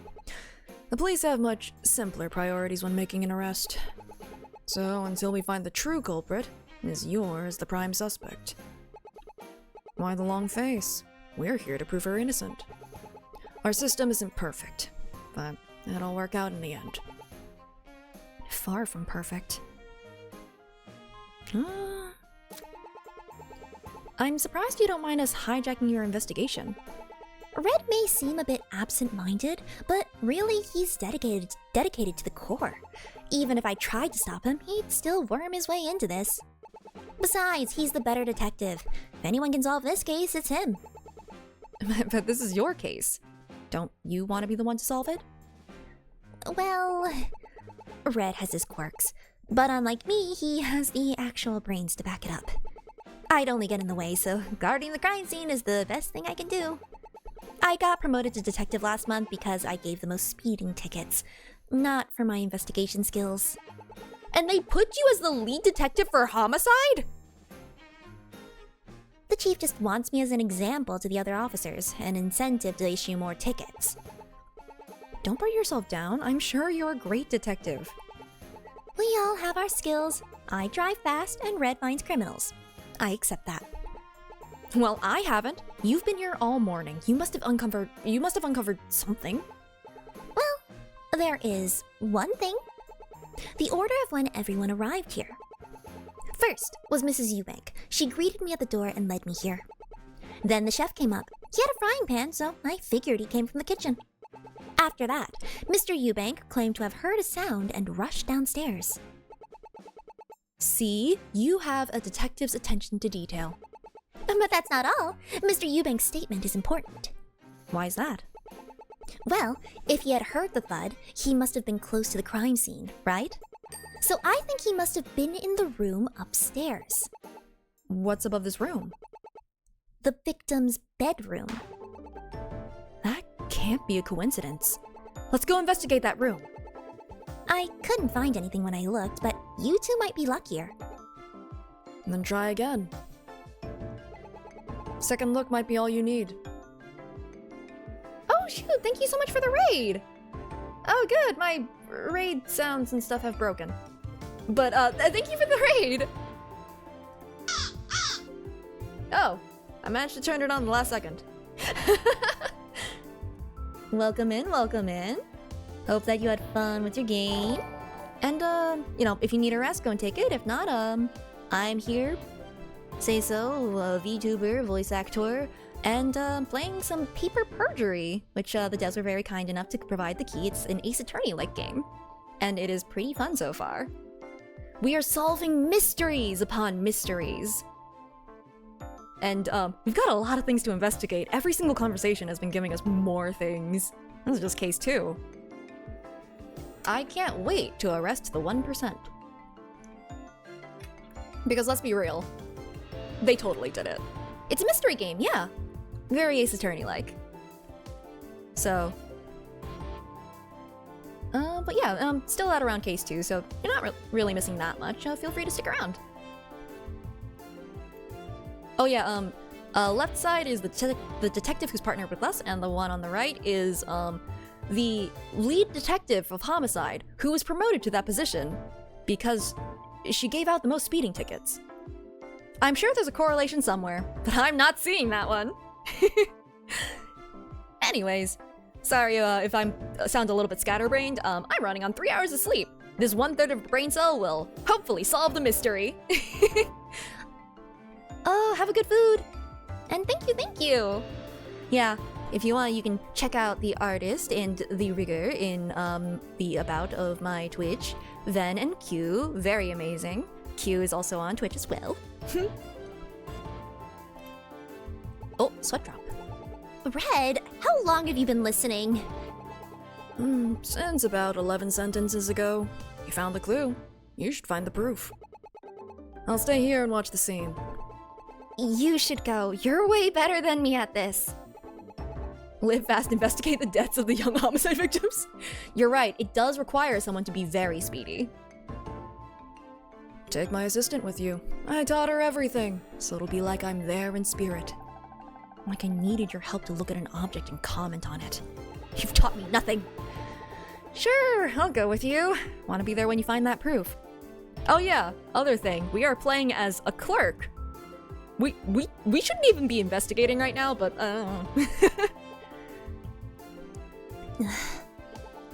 Alright, let's do it. But only for the bedroom. I'm leaving the rest of the house to Red. Once you're done collecting evidence, just head to her room. I'll meet you there. Okay.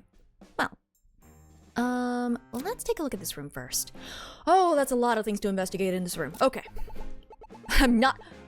Justina has a thing for criticizing the fashion of the people and objects around her. I'm not a fan of this rug. Doesn't match the carpet at all. It needs more color variety. Green and purple would help it pop more. But it's super fluffy. What I would give to be a cat and just roll around without a care. I had a fluffy rug growing up. That's exactly what I did as a child. I would roll around in it. Oh no, am I a cat? Okay. Looks fine to me. Says the man who looks like a walking lobster. Be nice. He's been working really hard to infiltrate the crustacean smuggler's ring. You're right, I was being too crabby. When this is over, I'm going shopping for new clothes. It looks fine, dude. Bring back CatTuber. Maybe I can just put cat ears on this one. I graduated from cat. Now I'm bipedal. Actually, I think that's a downgrade. But now I have hands! Detective, it's the safe. Oh, detective, it's the safe from this morning. You mean yesterday? You only saw it this morning from a tape recorded yesterday. Time is just an excuse to... Time is just an excuse to God, I wish I was able to talk. Time is just an excuse to display power over others. I learned about it this morning, therefore, it only existed since then. I don't have any object permanence. Cat ears can be a toggle? I don't know, I don't know. There might be something in the VTube Studio, like, items that I could attach to it. There's probably cat ears somewhere in there. I'd be surprised if there wasn't, anyway. I learned about it this morning, therefore- oh, I already said that. We also met this morning, so have I only existed since this morning? No, you've only existed since, about, like, nearly 2 hours ago? So, evening. Detective, Detective, it's the safe from yesterday! Doesn't seem to be relevant to our current case, so let's leave it alone. Bedsheet? What's this? Looks like a white bedsheet, but it's covered in a bunch of dirt and grass. Detective Swift, do you know what this is? No idea. It was there when we secured the room. Whoever left it there must have been in a hurry. Well, Chandra was in here. Maybe she was planning on cleaning it when she got attacked. In this room? But there's no bed in here, or anything for washing sheets. How did it get this dirty? Strange. I'll record it for later. Okay. I wonder what's in here. Looks like a landline, but it's covered in hair? It's cat fur. Red found some yesterday. Cat fur? Are you saying there was a cat in here? Not just any cat, an orange and white Siamese cat. Given how fresh the fur was, I'd say it was shed no more than an hour before it was discovered. Does the cat get to be like conclusive evidence? I asked Mrs. Eubank about it, and she said it's from the family cat. Really? None of that was in the police report. Why leave it out? I brought it up to the chief, but it was dismissed as irrelevant. Oh, it's gonna be incredibly relevant. He said, "What are we supposed to do? Claim the cat as a witness and request testimony?" This is a reference to the parrot. I mean, we can try. Cats do make for poor witnesses. As for the phone, we believe this phone was used to call the police this morning. We're not sure how it ended up here. Perhaps the thief tried to hide it. I'll take note of both. Who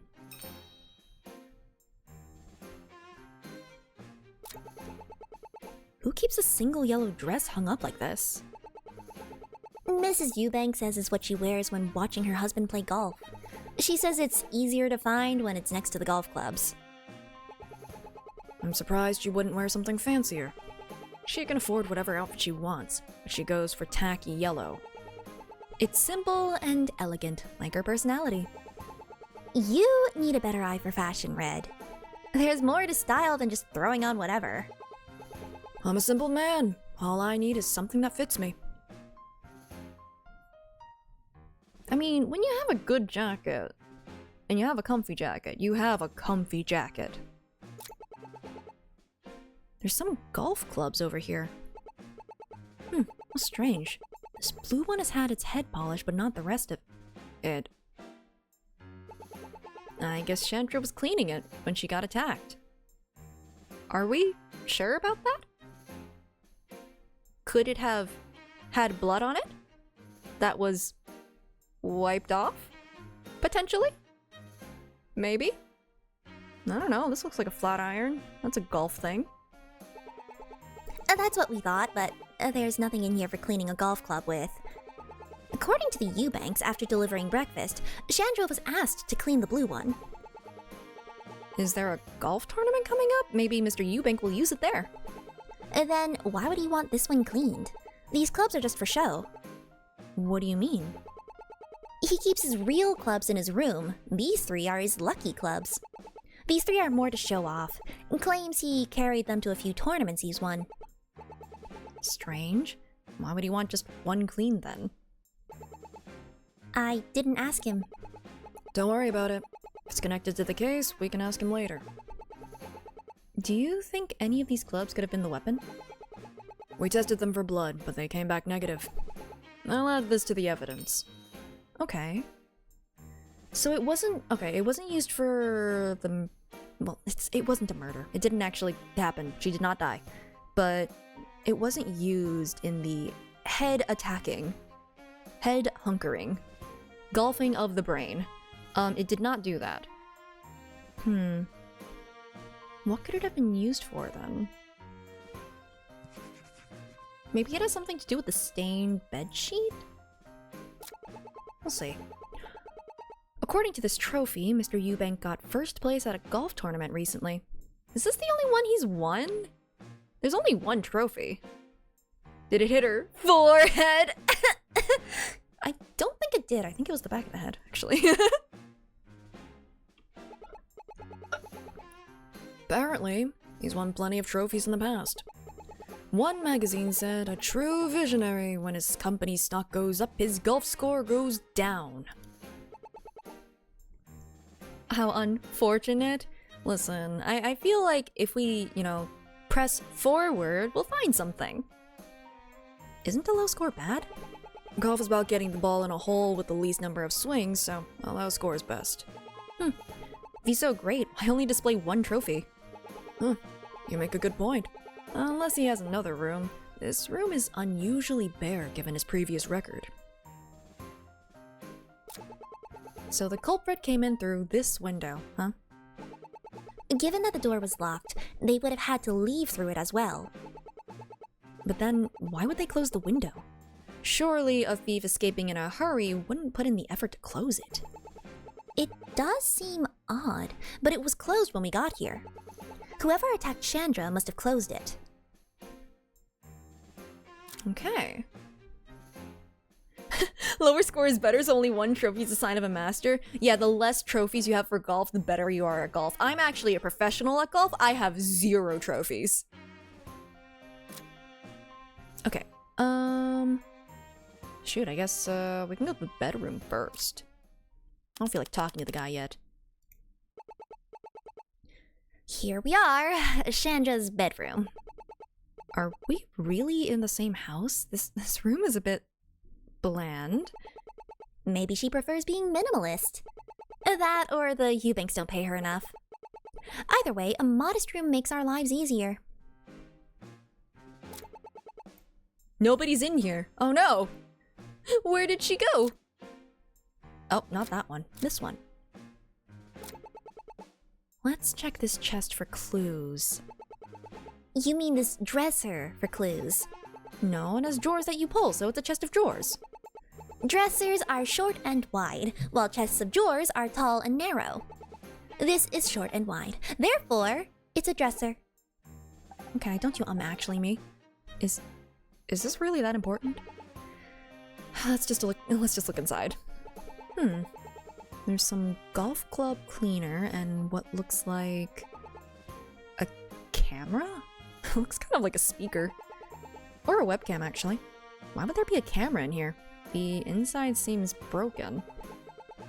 Judging by the dust, I'd say it was hidden away on top of the wardrobe. Some of the parts have fresh club cleaner on it. So, whoever put it here must have been using the club cleaner. Oh, what? Well, the insides were smashed. So, like, it's, the golf club only used to, like, hit the inside of it. Spectral golf club. But why is it broken? The scratches on it must have hit the floor pretty bad. Means it must have hit the floor pretty bad. That would have been enough to break it. With the fresh club cleaner on it, it must have been broken today. It broke today. Probably was hit by something, rather.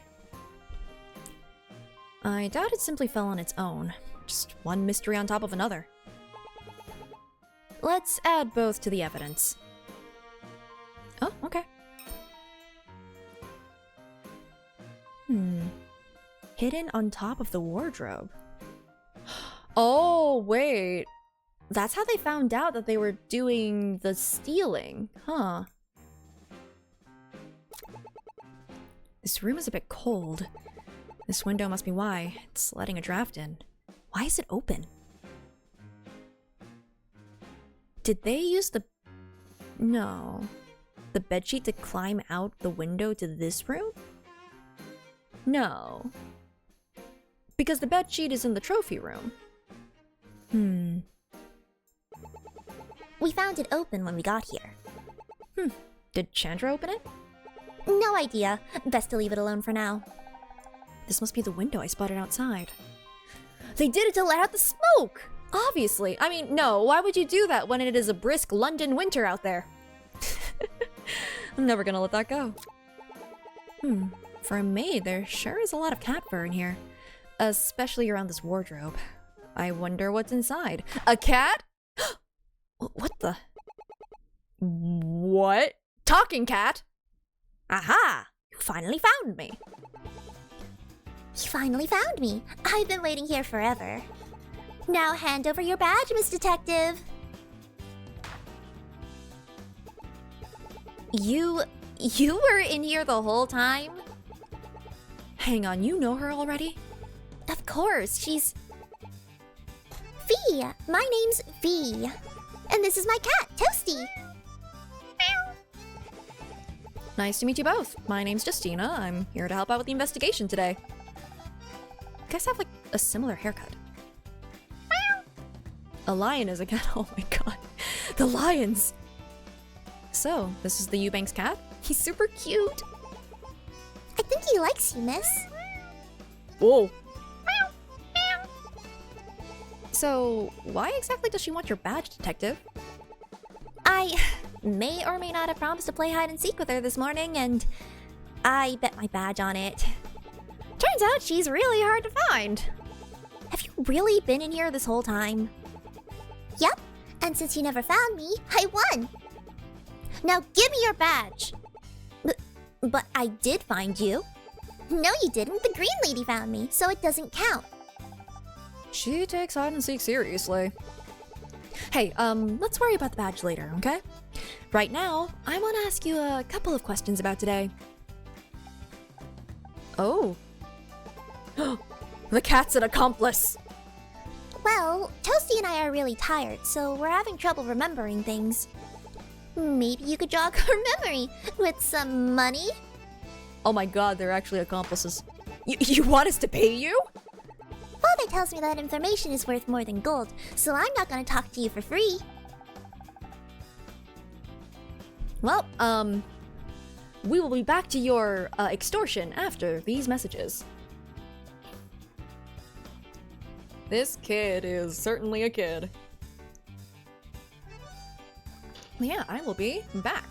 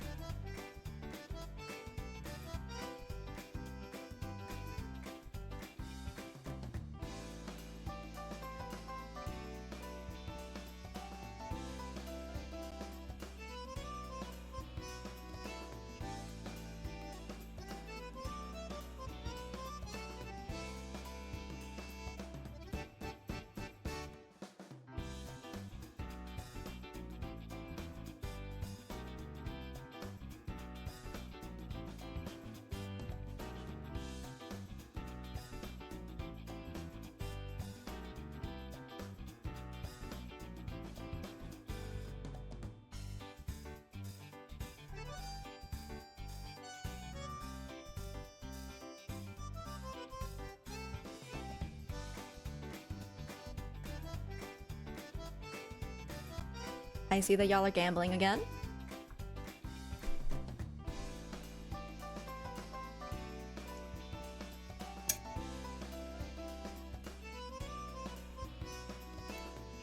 Hydration. Make sure y'all stay hydrated. It's important.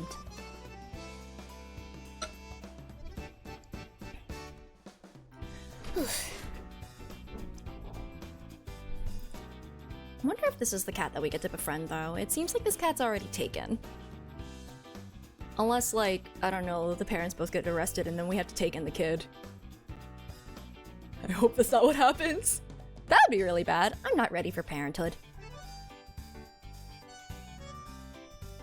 Alrighty. And we're back. cat napping. The cat is just napping in the sun. I don't know what you mean. I can't believe I'm being extorted by a kid. Detective, what do we do now? Hold on, I've got an idea. Tell you what, Fee. How about we play a little game instead? A game.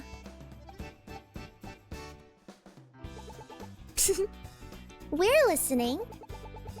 You answer all our questions honestly, and Justina will give you whatever you want. But if we catch you lying, I get to keep my badge. Deal? Hang on, I shouldn't agree to that. Hey, I already put my badge on the line. Take one for the team. Okay, alright, fine. Really hope this kid is bad at lying. So, how does that sound to you, Fee? Deal. What do you want to know? I don't remember hearing about her at all in the police report. I wonder if she saw anything. Let's start from the beginning. Where were you yesterday when the robbery happened? That's easy. You better get ready to give us the piggyback ride of a lifetime. My back is already aching from the thought. I really hope Detective Swift knows what she's gotten us into.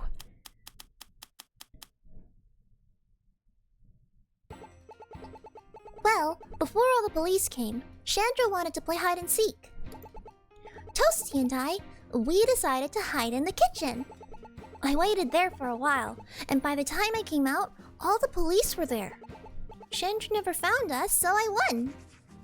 I see. Gotta spot a lie for the sake of my spine.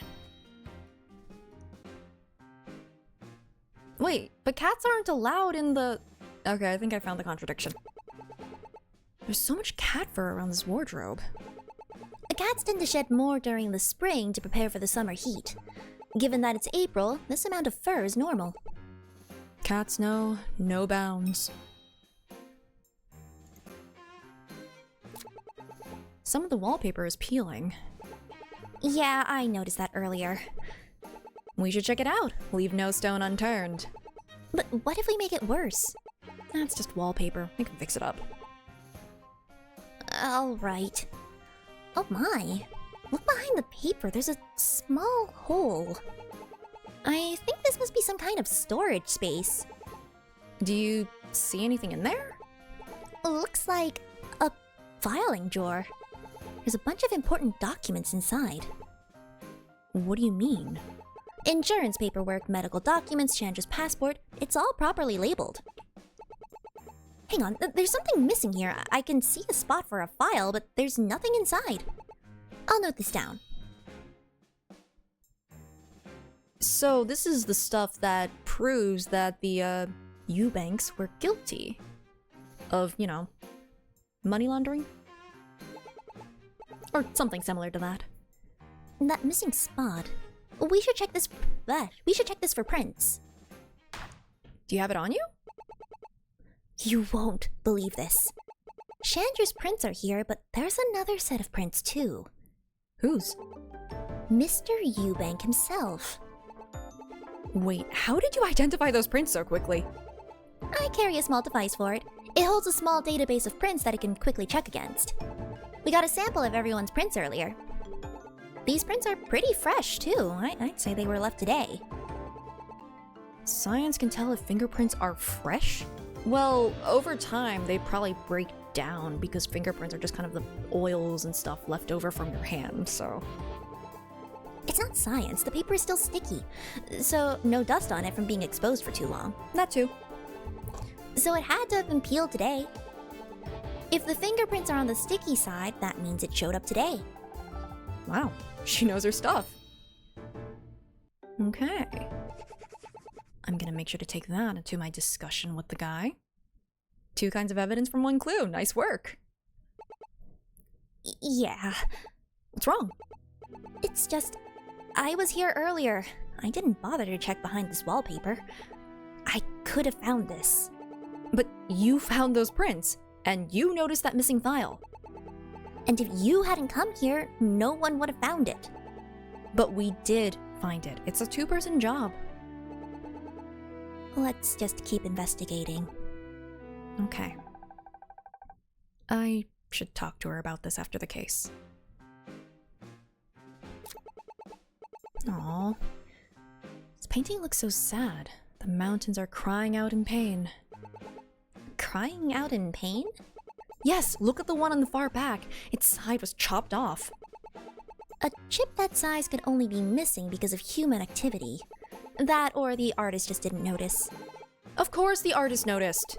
Every detail in a painting like this is deliberate. Every brushstroke, every line. You sound like you're an artist yourself. No, I'm terrible at it. My parents are artists, though. Sorry for getting a bit carried away there. Don't worry about it. You're cute when you get all fired up like that. Let's move on. Hello? Let's go, lesbians, let's go? Question mark? Or maybe they will just be roommates. This bed looks so bare with only that thin sheet. I expected a bit more from a maid. She must not have made her bed this morning. It sounded like she was rather busy, getting clonked on the head. I can make my bed in under a minute. What's her excuse? A minute? My personal record is 36.13 seconds. What's yours? I can't remember the last time I made my bed before work. Oh my god, that is an entire mood. Imagine making your bed. It's just gonna get messed up again when you go back to sleep. I don't know. I must have forgotten. Yeah, that's what fitted sheets are for, exactly. How about I just add the bed to evidence for now so we can stop talking about this? Well, the sheets are probably downstairs in the trophy room. Yeah, no, me too. I make it when I do the laundry. That is absolutely true. What a quaint phone. Hang on, it looks like it's damaged. The receiver is cracked. Perhaps someone dropped it? There are even tiny bits of plastic on the floor. Maybe. Let's add it to the evidence. Are those phones connected somehow? Well, anyway. Oh, wait. I can do... Well, let's see this first. Do you mind if I pet Toasty? No? Nod? Go ahead. He's really soft. Toasty used to live outside. He'd always come say hi to us. I'm glad Toasty has a new home. My neighborhood has more stray cats than I can count. You should adopt one of them. I hated seeing Toasty without a home. I'll think about it. I don't really like the idea of trying to grab one of those feral cats off the street. Well, you don't grab them. You just offer friendship, and maybe they'll take you up on it. Why did you want Detective Swift's badge? So Toasty can become Detective Toasty. He's a cop who doesn't play by the rules. The cops are supposed to follow the law, not break it. You speed. You wait for the cat distribution system to do its magic. Exactly. Does anyone have trouble putting on fitted sheets? Yeah, it's a hassle. I think it gets easier over time, I feel like. I've gotten faster than I used to be. Oh boy. It's like a USB, you don't get it right on the first go. Detective Toasty should set a good example. Never. That's boring. We like our way better. Fee? Fi-fo fum? Fee really is just a kid. Alright. Okay. Oh, sorry. Ah! Oh no! I clicked the wrong button! Okay. This way. No! I keep clicking to advance the text further instead of clicking to the next thing. Yeah, you try it once, flip it over, doesn't fit, and then you turn it around. Fitted sheets are, you gotta fit those sheets. Let's see. Not you. Allergy. Fee, we already spoke to Oliver. He said cats aren't allowed in the kitchen. You couldn't have hid in there with Toasty. Oh! You did? Oh, that cat looks sassy. How would he know? He wasn't here. He went on some trip. That's true. How can we prove Toasty wasn't there? Well, no cat hair. Drat, there's gotta be a way. I just have to think. No, I know what it is. It's the cat hair.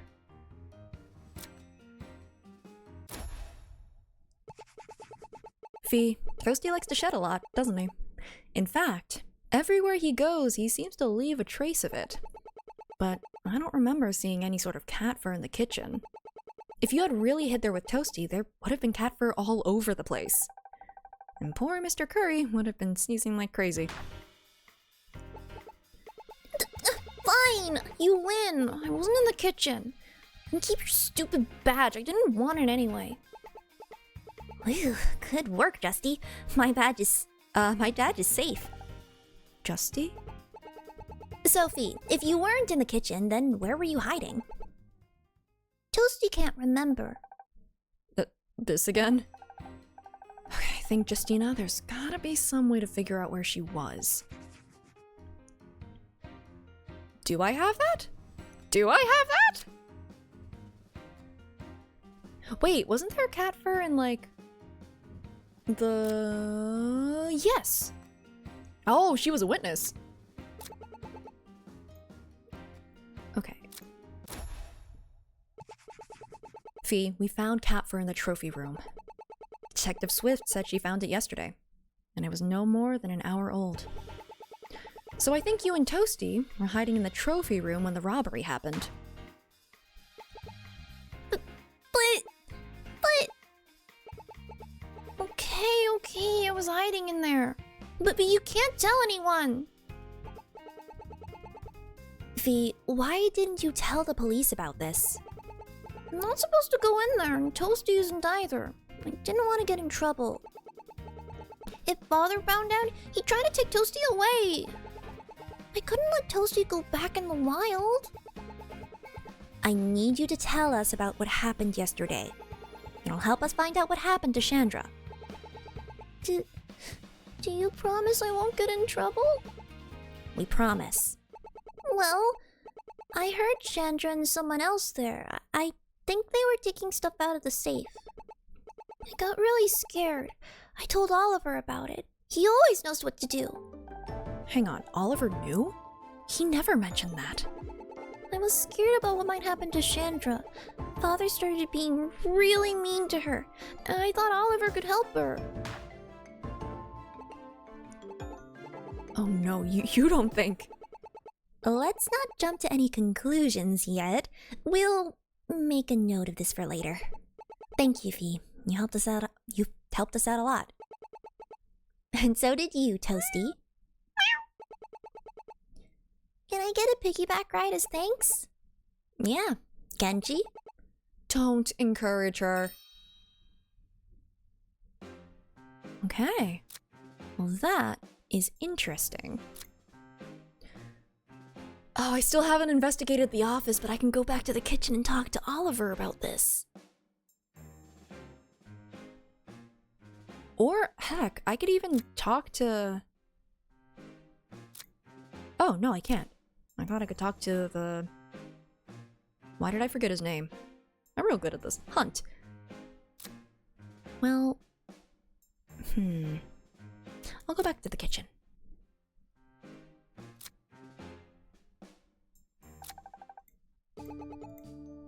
Oh, this is the point of being able to review their statements.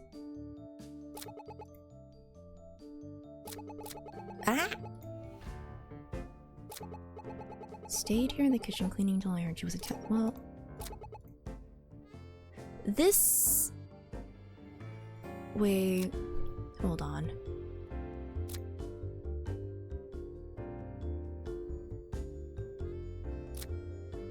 Actually hiding the crimes during the robbery. This isn't gonna dispute anything here, actually. Spent most of the day cooking. Chandra came here in the morning. stayed in the kitchen until he heard that she was attacked. Well, no, but this was the robbery, not the attack. So this doesn't actually do anything. Okay, I don't think this actually does anything for me. Alright. Not yet. I guess I can just go to the office then. Menacing. Alright. Forget the foyer. This is the real lion's den. Detective, maybe we should... Good afternoon, Mr. Eubank. I'm back. Too late. Ah, Detective, have you finished dealing with our little rat problem yet? Rat problem? The scurrying, thieving rat in my home. Why do her parents have a British accent, but she doesn't? We've dealt with the thief. We're here on other matters. This is my assistant, Justina Smith. Justina, this here is Owen Eubank, founder and CEO of Eubank Investments. An assistant? I didn't know you were a detective of prestige. Hey, I'm not a trophy! She wanted to tag along to see a pro at work. We're here to find out more about the attack on Chandra. I'm sorry to say, but I won't be much help in the matter. Why not? This is your house, isn't it? Surely you know about what goes on in here. If you must know, Miss Smith, I only saw Miss Lear during breakfast, and we hardly spoke at all. I have no idea about what happened after that. Now, I really am quite busy right now, and I don't have time for all these inane questions. Real helpful, this guy. Clearly, the window isn't going to look through itself. Nevertheless, we still need to record your statement. Just give us a few sentences and we won't bother you again. Until we bother you again. You officers are always such a bother. Fine, but let's make it quick.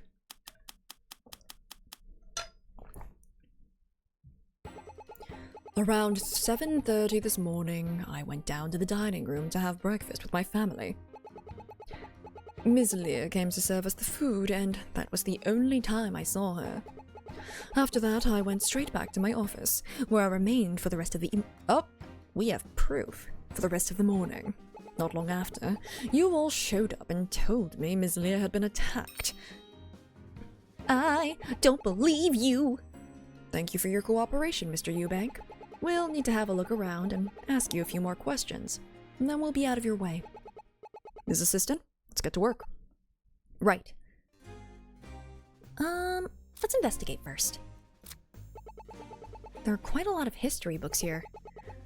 History's a wonderful thing. It defines who we are, and yet we can only ever experience it once. For example, this book that I'm currently reading, it's about how Azure City went from being a small city-state to the sprawling capital it is now. To grow so fast simply by merging with other city-states over the course of a scant 50 years, it's truly marvelous. It certainly is. This is what I get for sleeping through history class. What's this? A guide to taking care of monocles?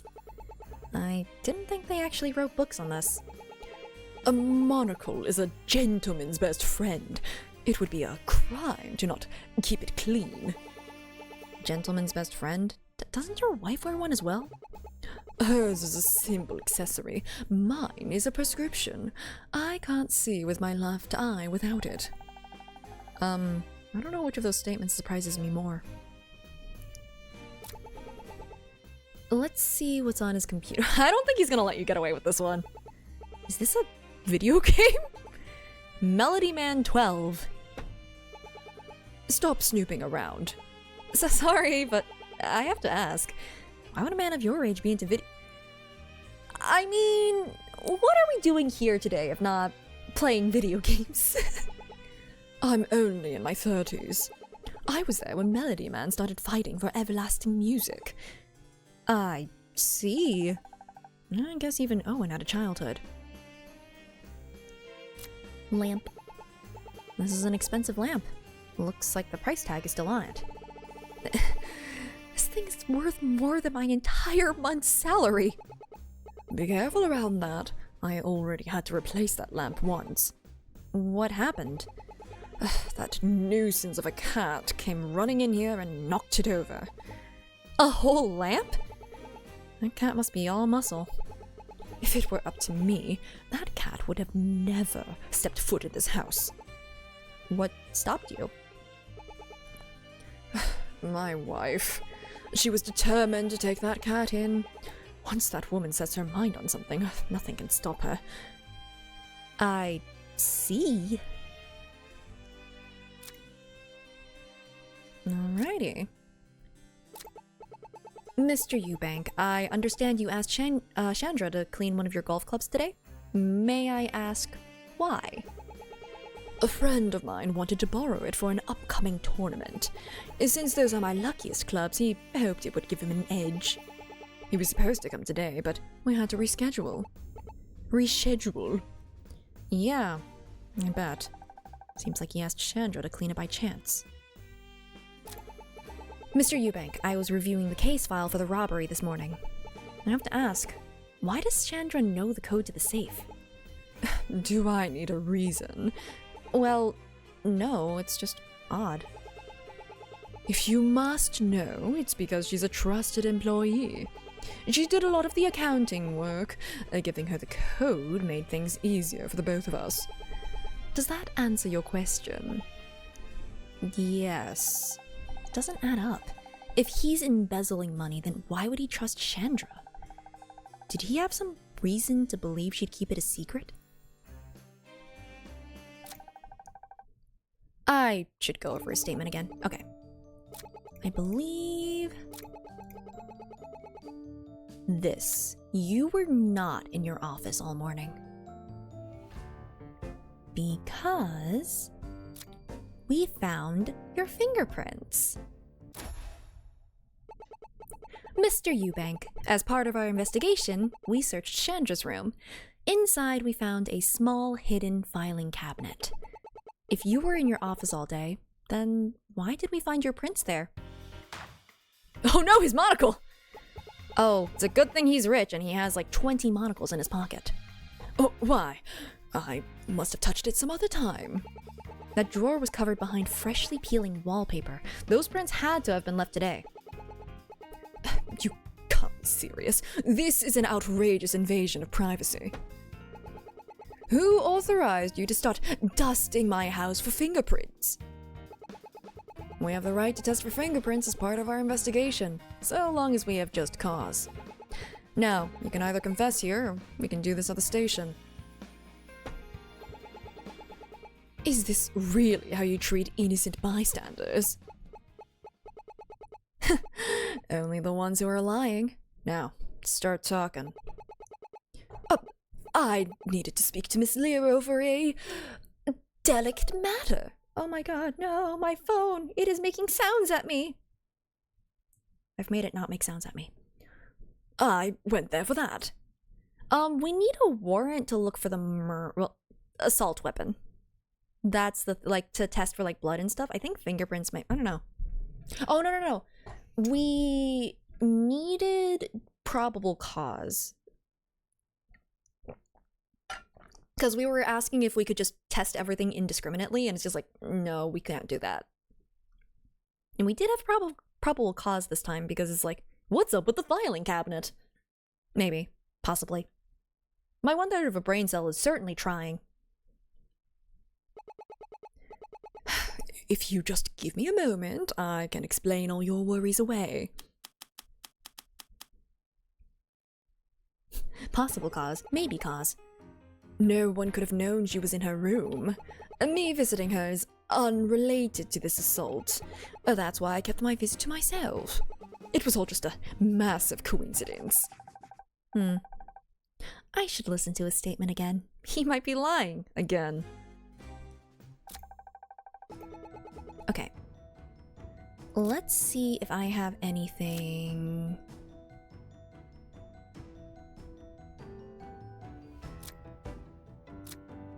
It would probably be one of the more recent things.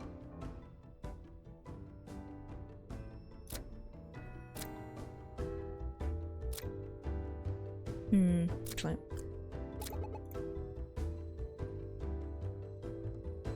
Well, no, I don't think we told him about that.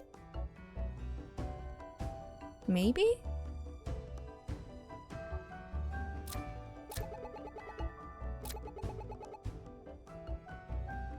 A massive coincidence. I mean, it's not. We know it's not. But what is the evidence? Well, she wasn't in there. That's not gonna help.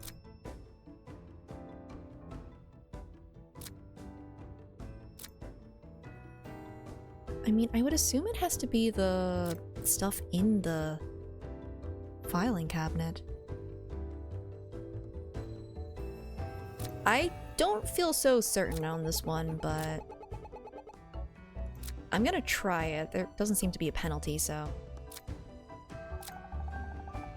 If he put his fingers on the wallpaper, maybe he took the documents.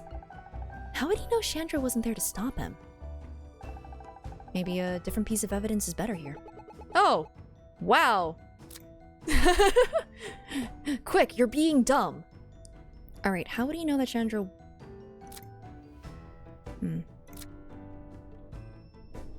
Oh, that doesn't get saved. That's funny. Alright. How does he know that Chandra was... No one could have known she was in her room. Wait. Wait.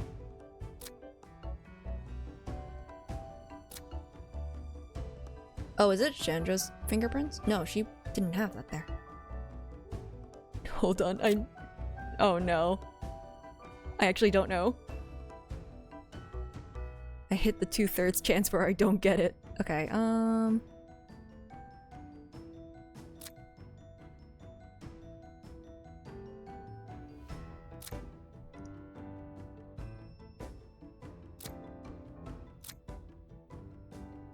Oh, wait. She was in the... No. Was it the wardrobe? No. Oh, but the passport did give me different dialogue. I'm gonna just do this because I forgot what she said. Maybe he took the documents. How would he know Chandra wasn't there to stop him? How would he know that Chandra could not stop him?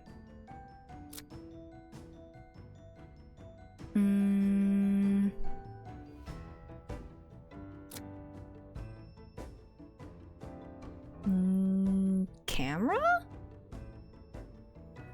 Camera? Oh, the camera!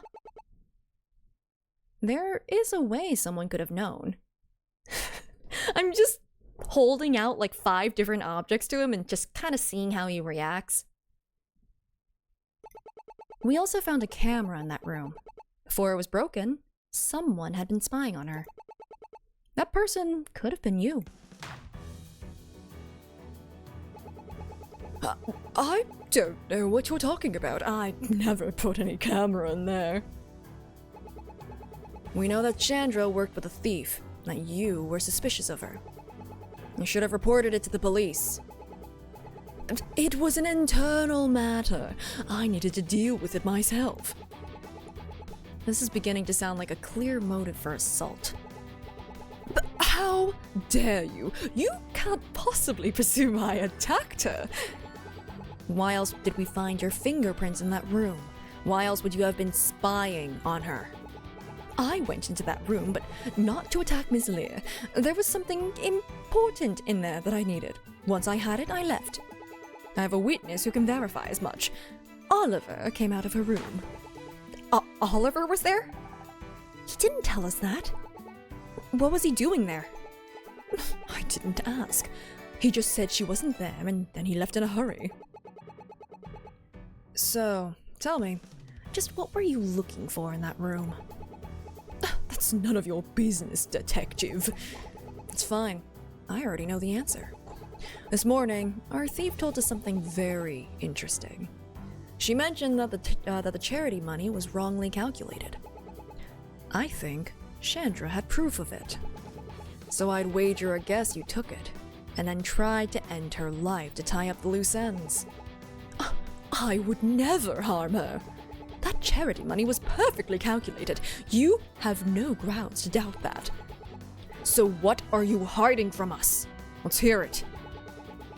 You're a fool to take the word of some common thief over my own, especially without a smidge of evidence to back it up. An innocent woman is being charged with attempted murder. Any decent human being would want to help her. That wretch stole from me, filled my home with police officers, and you think I should help her?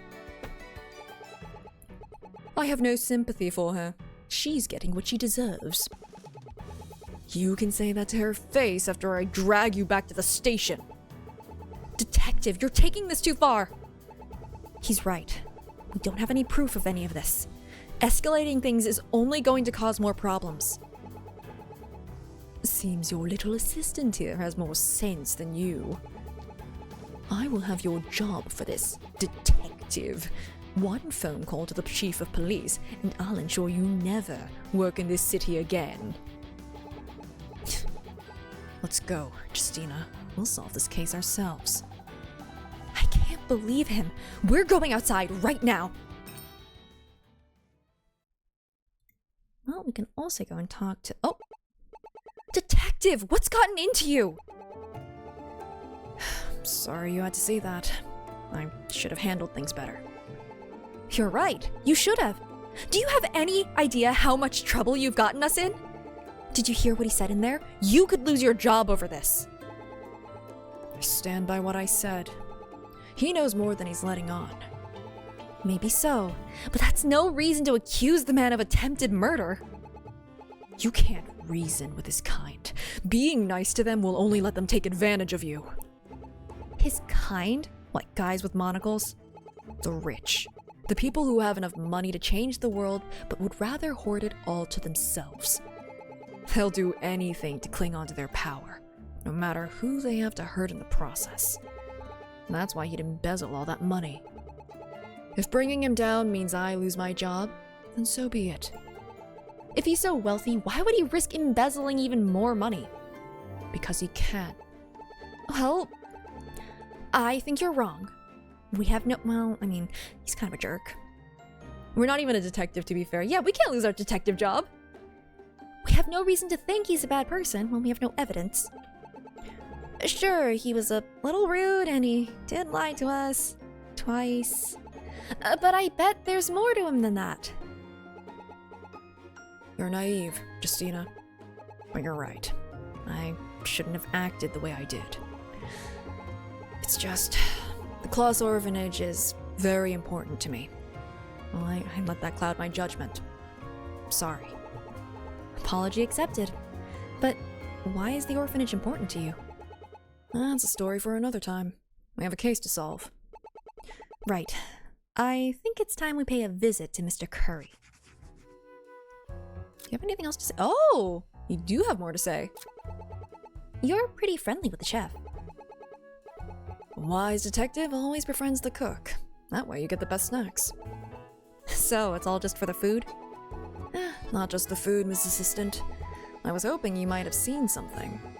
When I found out he was away during the robbery, I crossed him off my list of suspects. I see, so you befriended him to get information. Clever. Bingo. Only afterwards did I try his cooking. I'm taking my compliment back. You and Detective Swift are pretty different. If I were to paint you two, I'd use oil paint for you and watercolors for her. Sorry, but your analogy is lost on me. I mean, you're very patient and methodical, while she's very intense and prone to fly away. Still don't get it. Oh, never mind. Sir, were you aware that Fee was in the bedroom? Nope. Didn't arrive until after Sophie played hide and seek with her. I figured she could find her on her own. She almost lost her badge. You should have helped. But she didn't, did she, Miss Assistant? I guess. Okay.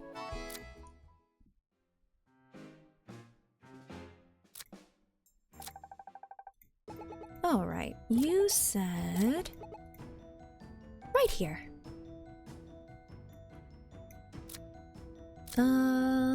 This one. Hey, buddy! Mr. Curry, we spoke to Mr. Eubank. He told us that he saw you coming out of Chandra's room this morning. He did? Is that true? I'm sorry, Detective, but I refuse to answer that. You refuse? I won't speak to either of you without a lawyer. I see. Then we'll have to do this the hard way. Mr. Oliver Curry, you're under arrest for the assault and battery of Chandelier. You'll be coming back to the station with us for questioning. You can speak with an attorney once you're there. Ms. Assistant, let's head out. Right. What's going on, Oliver? Where are they taking you? We're taking him in for questioning. He's refused to speak to us any longer, and so we have no choice but to arrest him. Is that so? You come into my house, snoop through all of my things, and now you're trying to arrest my staff. It's gonna set on fire? Oh, it is! Why do both of them set on fire? Maybe there's a link. Oliver, don't say another word to them. I'll meet you at the station. Huh? Oliver is a trusted member of this household. I'll see his defense through. Are you allowed to do that? If you're biased in the situation, are you allowed to take this kind of a case? Like, that's definitely a conflict of interest, right? Maybe, I don't know. Ferris, please, you don't have to do this. I know what I'm doing, Oliver. My husband told me the things you said to him, Detective. I know what you're trying to do. You came into my home, my own home, and threatened my husband, and now you want to pin this crime on my chef. I think it's time someone puts you in your place. She stormed off in a rage. Get ready, Miss Assistant. This is only the beginning. We still have a long day ahead of us. We headed back to the station, Mr. Curry in tow. The ride back was silent. Nobody wanted to speak or knew what to say. I didn't know what to think. Did Mr. Curry attack Chandra? If so, why? I guess yeah, if it's defense attorney, then maybe. Case 2 Part 1. Ooh, they're getting longer. Here I am again, outside the interrogation room. I took the opportunity on the way over to clean out my notes. You seem nervous, Miss Assistant. Of course I'm nervous. Interrogating one person was hard enough, and now I have to do it with a lawyer in the room. I'm not qualified for any of this. Why aren't you handling this? You should think more highly of yourself. You've got a perfect confession record. Most detectives will kill for that. Yeah, a perfect record of 1. Terrible thieves are one thing. I dealt with customers trying to swindle my dad enough times to handle that. But I've never dealt with a lawyer. She's just another obstacle in the way of the truth. Knock her over. Here comes Justine? Oh my god, did I forget her name for a second? Here comes Justine with the steel chair! There we go. Remember, nothing she says can change the facts. This is a test of logic and reason, same as before. As long as we have the facts on our side, the truth will reveal itself. Assuming I remember anything. You're gonna get us a confession, Miss Assistant. I'll keep Mrs. Eubank off your back. If anything goes wrong, I'll be the one taking the fall. I trust you to see this through. But what if we missed something? What if Mr. Curry is innocent? Well, that's what we'll find out. Just trust your instincts, Ms. Assistant.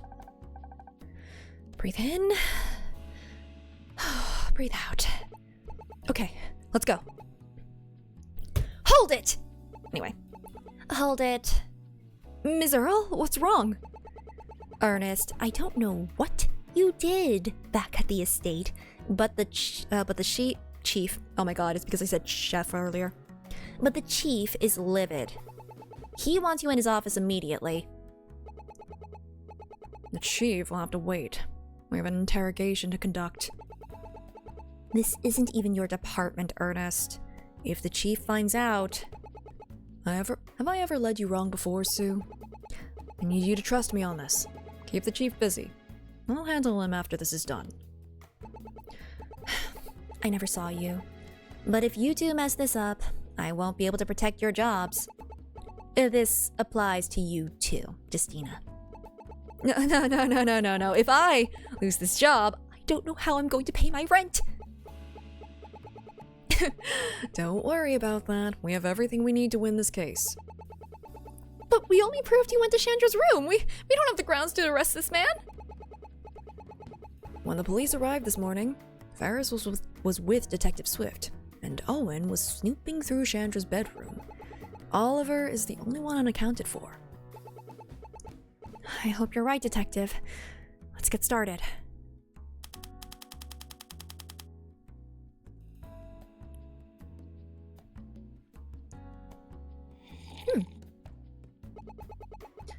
Now that we're all here, let's get started. Oliver Curry, now that you have a lawyer, we'd like to ask you a few questions. Were you in Ms. Lear's bedroom this morning? While my client acknowledges that he was indeed in Ms. Lear's bedroom, he denies having anything to do with her attack.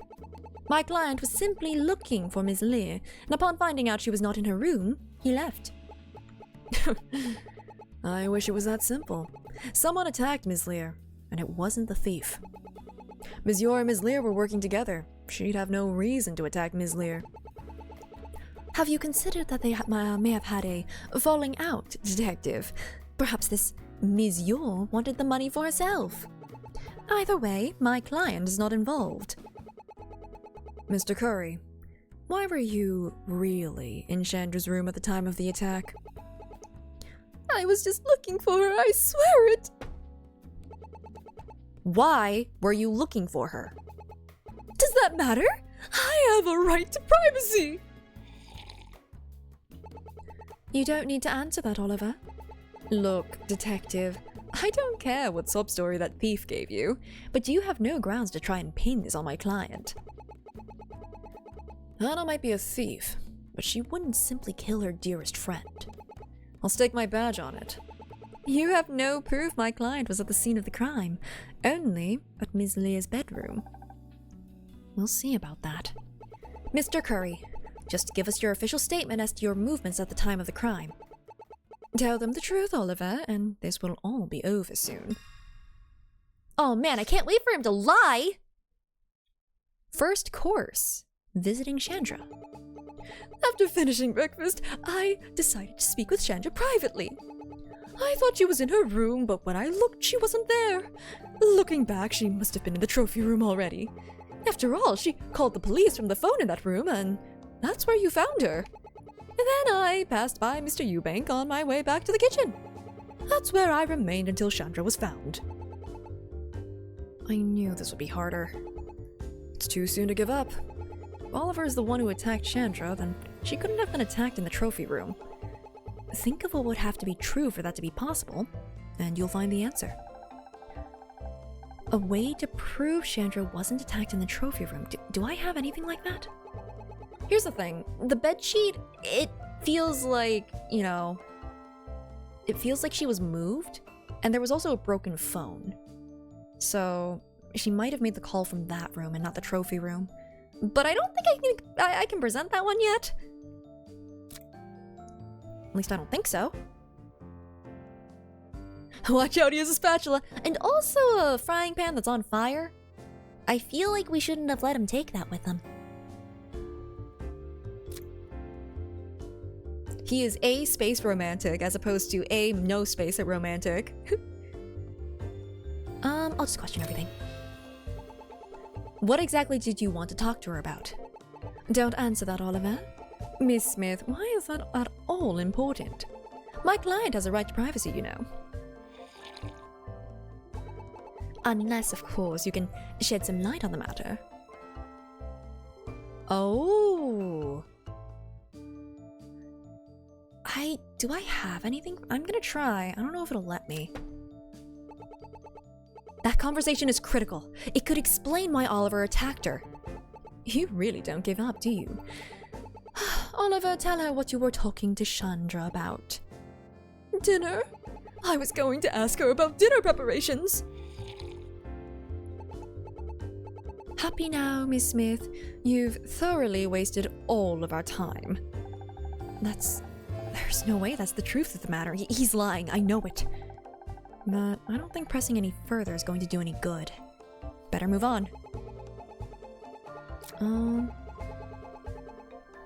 Okay, that's not anything.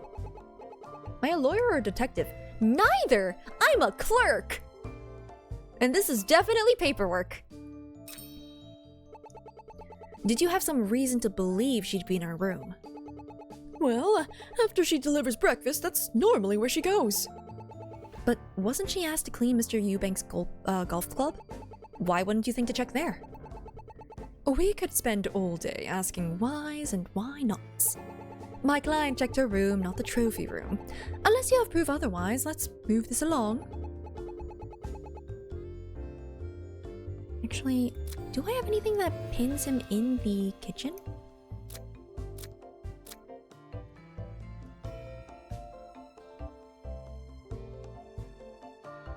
Wait. Was he actually aware? If he was told about this, could be important.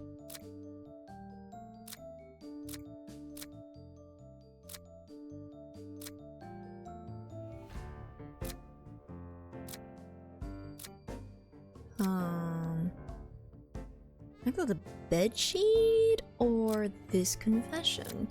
The police will hire anyone. I don't know how we stumbled upon this, but yeah. Let's just question everything. Quite the assumption to make. But how do we know she wasn't in the bedroom still?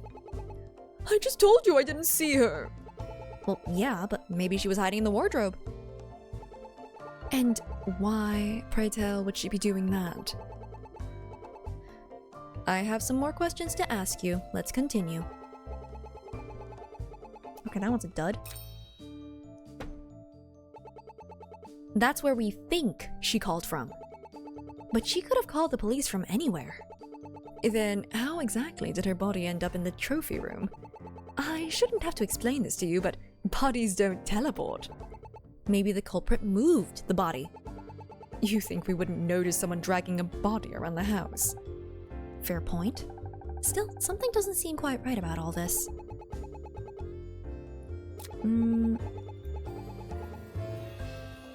Oh, I think this one changed. No, it didn't. Dang it.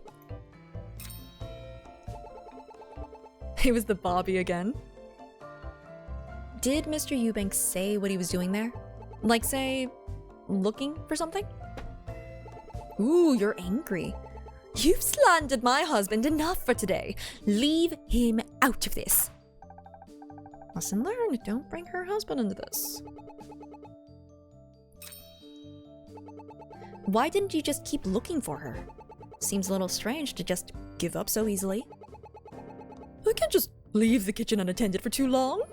If Toasty were to show up, besides, I still had cleaning to do there. And what a lovely job you did of it.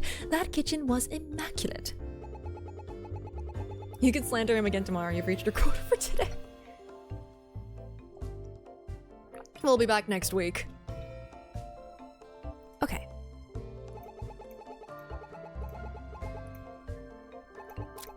Oh, it's probably this one.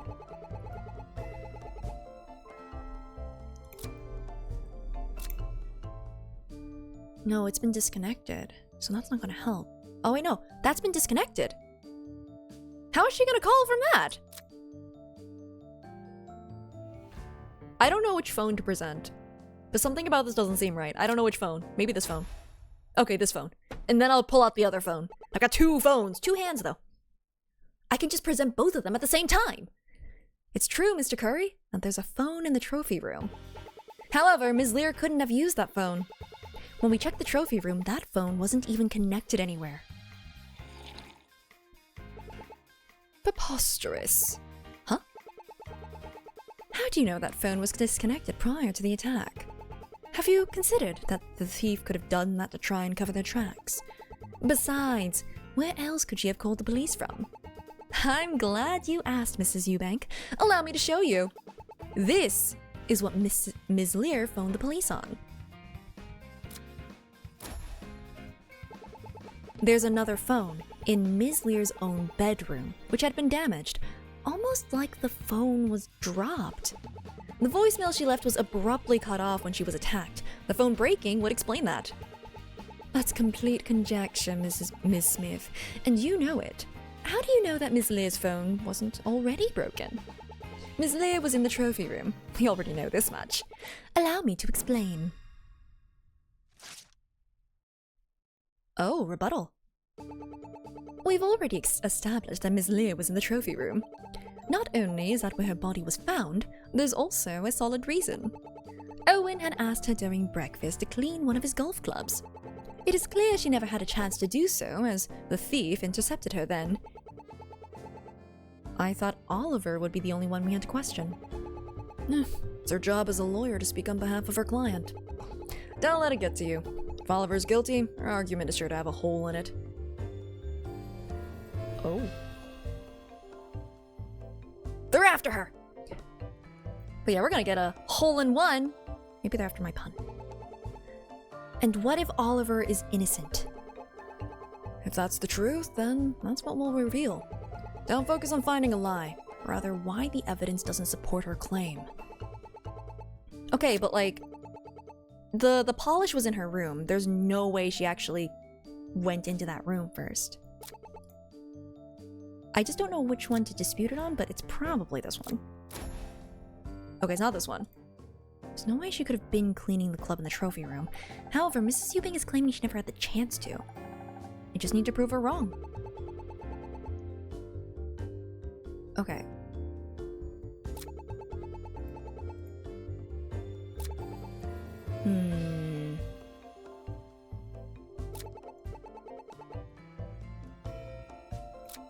Well, I still think it's weird that the club cleaner is there. Dang it! Okay, fine. I'll pull this up later.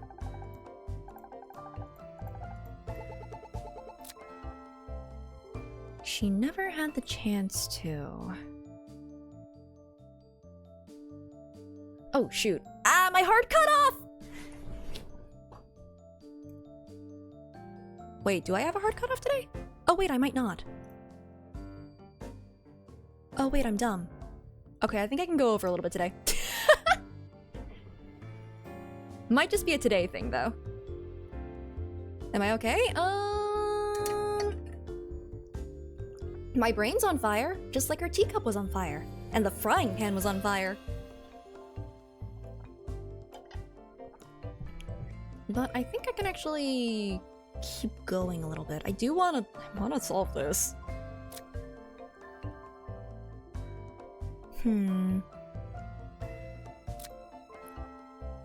How would she not be there? Well, that's not gonna prove anything. She never had the chance... Wait, she never had the chance to, but it's already been polished. Oh, I'm dumb.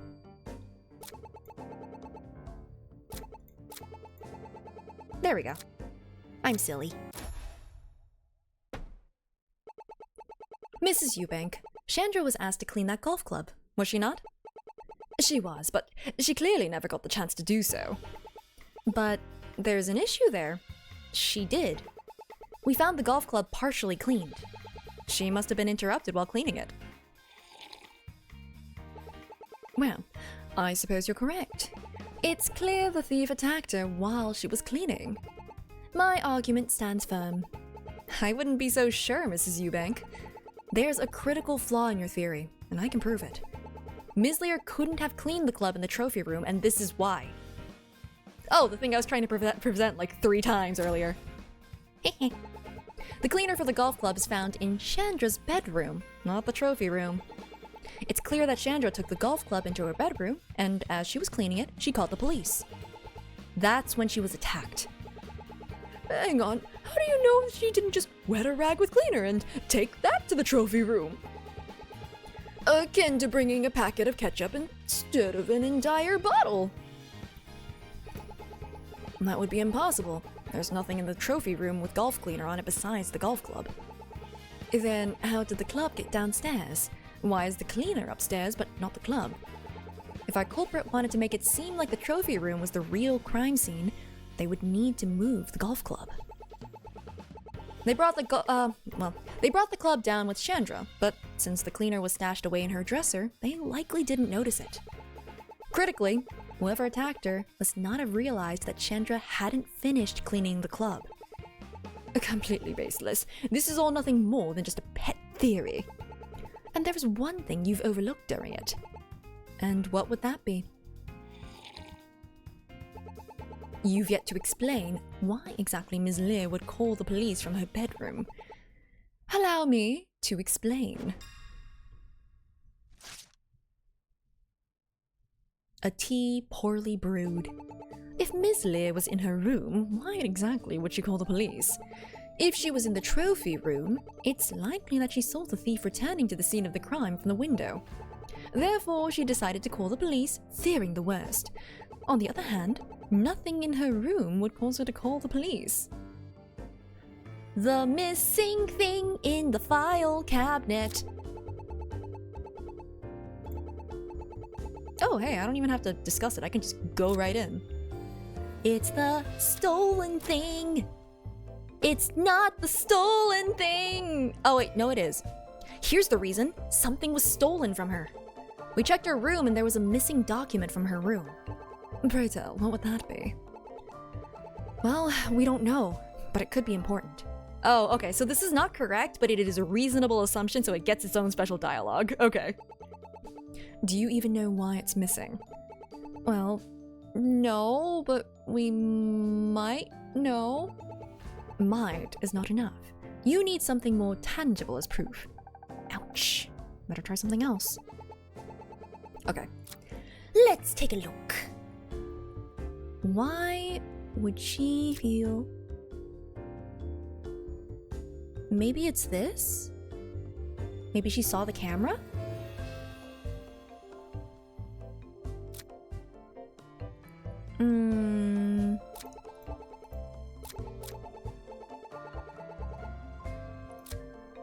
Maybe. Like, I don't know why it's broken. I don't know who found it. So maybe... Okay. It is in the drawer with the polish, so yeah, that makes sense. Mrs. Eubank, were you aware that your husband was spying on Chandra? Excuse me? She just slams her, like, canteen. That bitch! What on earth are you talking about? Why, that's a slanderous accusation. Detective, rein your little assistant in before she gets herself into trouble. Go on, Miss Assistant. There was a hidden camera in Chandra's bedroom. When we found it, it was broken. It's clear Chandra had found the camera in her room while she was cleaning, and after breaking it, she decided to call the police. She must have been attacked at that moment while her back was turned. And how do you know my husband put it there? Well, I think my assistant got a little too eager there. Someone certainly put a camera there and Chandra did break it. But officially, we have no means to trace who put it there. I'm glad that's settled. As for the camera itself, what makes you think she found it today? What if she found it on a different day? The camera? Yeah, oh yeah, it had a cleaner on it. We can't keep accusing this guy. We found some fresh golf cleaner on the camera, the same that we found in her room. She must have had some on her hands when she discovered the camera. If she found the camera any other time, it would have dried up by now. spit take. Oh, heard something that happened in another stream. Mistook it for something here. Anyways, back to... It's clear now that you're going to cling to this pet theory of yours. But all this time, you failed to consider that Chandra was not found in her bedroom. Her body was found an entire floor below. Bodies don't teleport, and my client couldn't have possibly moved her. And why is that? I'll let my client explain. Right, here goes. She's wasting a lot of tea with those spit takes. It's okay, it's an endless canteen of tea. You know, that sets itself on fire. Spontaneous tea. Sure. Second course. An endless canteen. Yeah, it's the canteen of it's the endless decanter or whatever from 5e. Except it's oil. Actually, is there a decanter with endless oil in it? Maybe. Spontaneous combustion. Hello, welcome back. Oh my god, I do not miss presentations. Best of luck. 5e? D&D. D&D 5e. That's the only D&D I've ever played, actually. There's a hell portal in there. Oh, you're right. So she's drinking the flames of hell? Is there a hell portal in the skillet too? Frying pan skillet? I think that's synonyms. Hell-cooked onion. Even if I attacked Chandra, the only exit to the room was the door.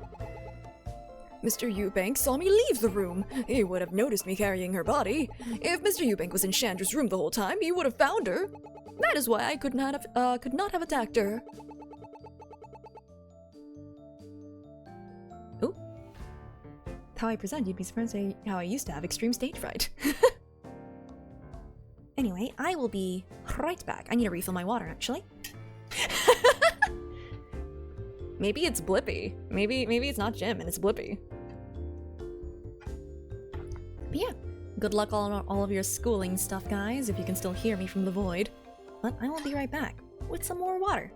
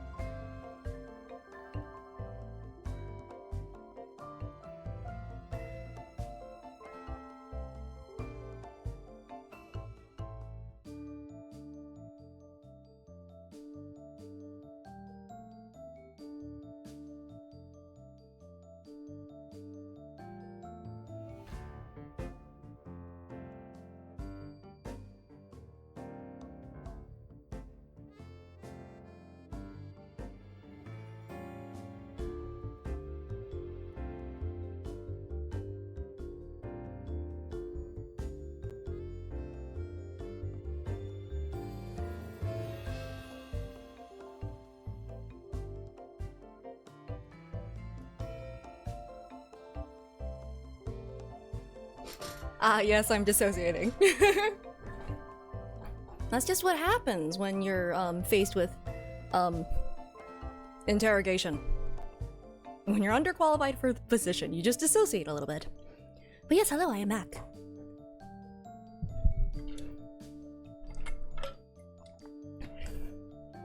Okay.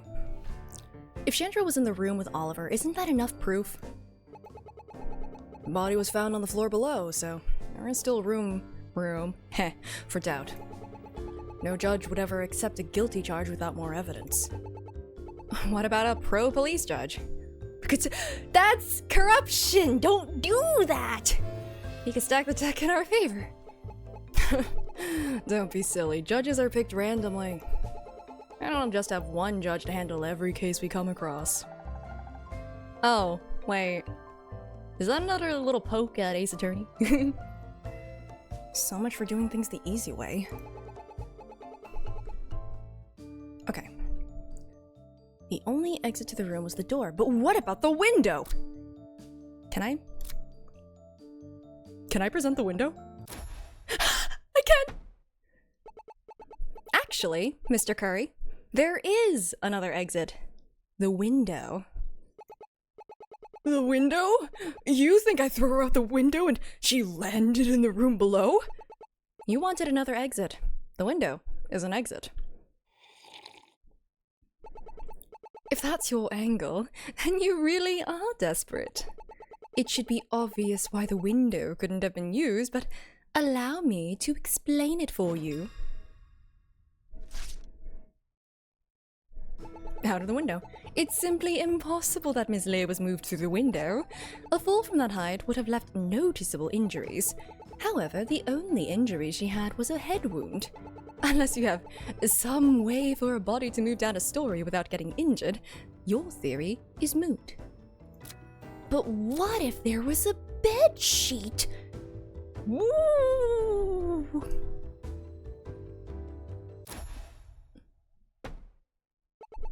Actually, there was a way she could have moved through the window unharmed. She landed on her head, and we couldn't tell the injuries apart. Anyway, she could have moved through the window unharmed. We found a bedsheet stuffed away in the trophy room. The sheet itself was covered in dirt, meaning it likely touched the ground outside. After attacking Chandra, Oliver wrapped her and the golf club in the sheet and simply lowered them to the floor below. Hold on, that sheet could have always been there. How do you know it came from Chandra's room? That's easy. This is how we know where the sheet came from. What, was she sleeping in a cold room with no sheets? When we investigated Chandra's room, we found that her bed had been stripped of its sheet. It's inspired by Ace Attorney. Which, you can definitely tell. Yeah, it's really good. It's very, very charming. Never found that sheet anywhere. Because it was stuffed in the trophy room the whole time. You can't be serious. I am serious. Just look at him. Oliver is clearly strong enough to have lowered Chandra with the sheet. It's the only way her body could have been moved. I believe that's all we need to prove that Oliver is the culprit. Oh, you're getting a little ahead of yourself. But also, this isn't your job, technically, so, like, you can't know that. Enough! Why are you so determined on pinning this crime on me? This whole time, you haven't even considered that your whole case is missing a key ingredient. A motive. Chandra was not only my coworker, but a friend. We were very close, her and I. Why would I attack Chandra? I have no reason to. Unless you can provide a motive, you've got no grounds to charge me. Motive, huh? I guess I haven't considered that. Something made Oliver want to attack Chandra. Well... Oh. We actually do have a motive, because the child who told him about the robbery that was perpetrated by both, the thief and also Chandra. This is it, Justina. Time to drive the nail into his coffin. My scatterbrain thoughts sort of got connected there. You want motive? I got your motive. You have no motive. No, you wanted to protect your job. It's clear to me, Mr. Curry, that you cared about your job a lot. You made that point abundantly clear when we questioned you earlier. I think you never wanted to attack Chandra, but something happened that left you no choice. Faye told us that she spoke to you about Chandra's involvement in the robbery. I think you went to talk to her about it, and when you noticed her calling the police, you attacked her in the heat of the moment. Literally, your frying pan was on fire, probably. Answer me one question. What was the weapon? The weapon? The frying pan! Justina, come on. A flat, blunt object that he has on him at all times. Come on. Girl, don't make me pull out the brain cell that Herlock Sholmes has taken from this game. I'm kidding. Is it a drying pan? It could be a drying pan. It is on fire. Never found the weapon. As I suspected, you never did recover it. The culprit must have taken the weapon with them. Yeah, exactly. The culprit did take the weapon with him. That's so crazy that you would mention that. Thanks for helping me in the case. If my client was the culprit, you would have surely found the weapon somewhere. You must have hidden it somewhere, in plain sight.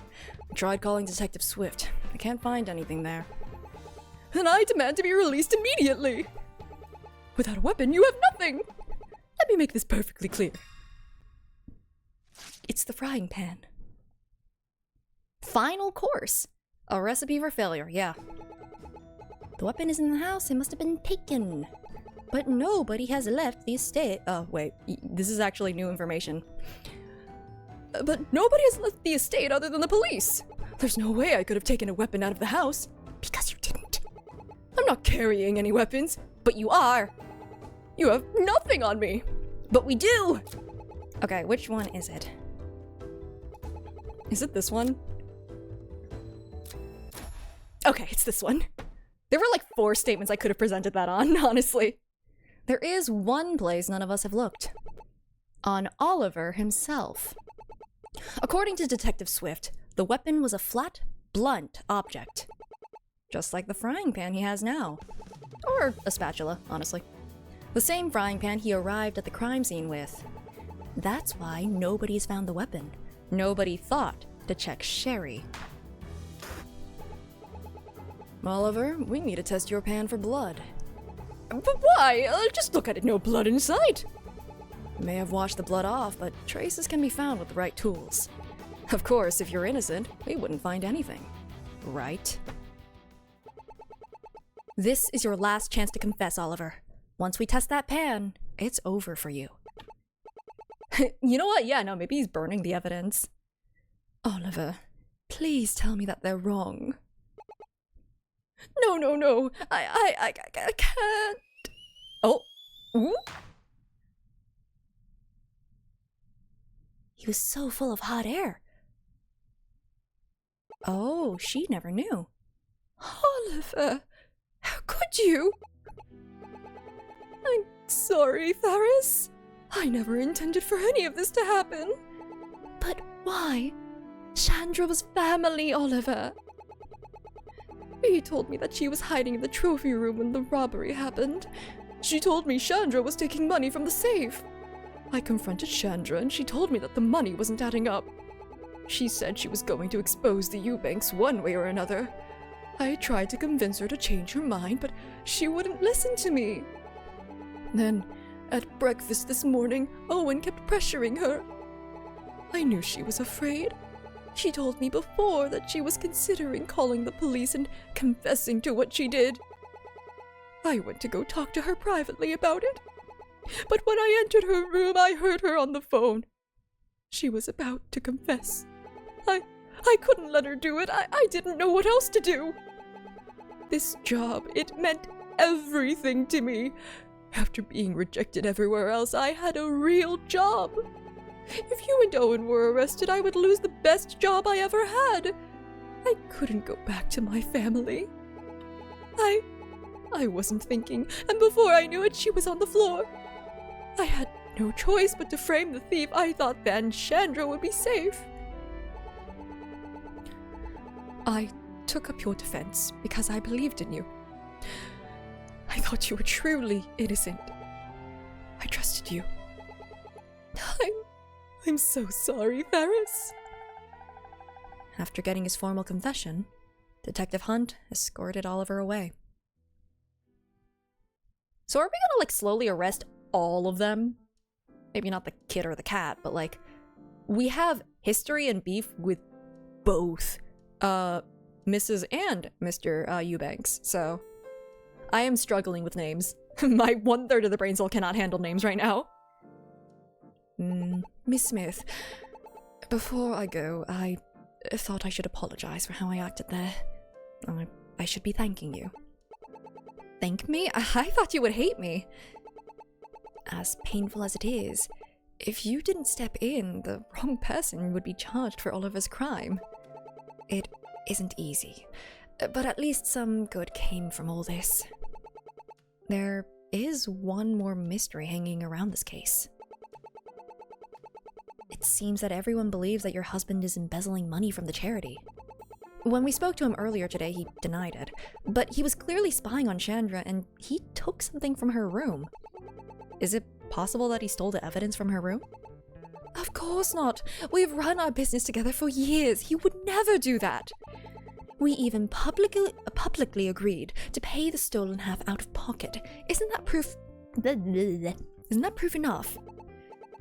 I take it as proof. I really do. But it's Detective Hunt you have to convince. It seems I misjudged you.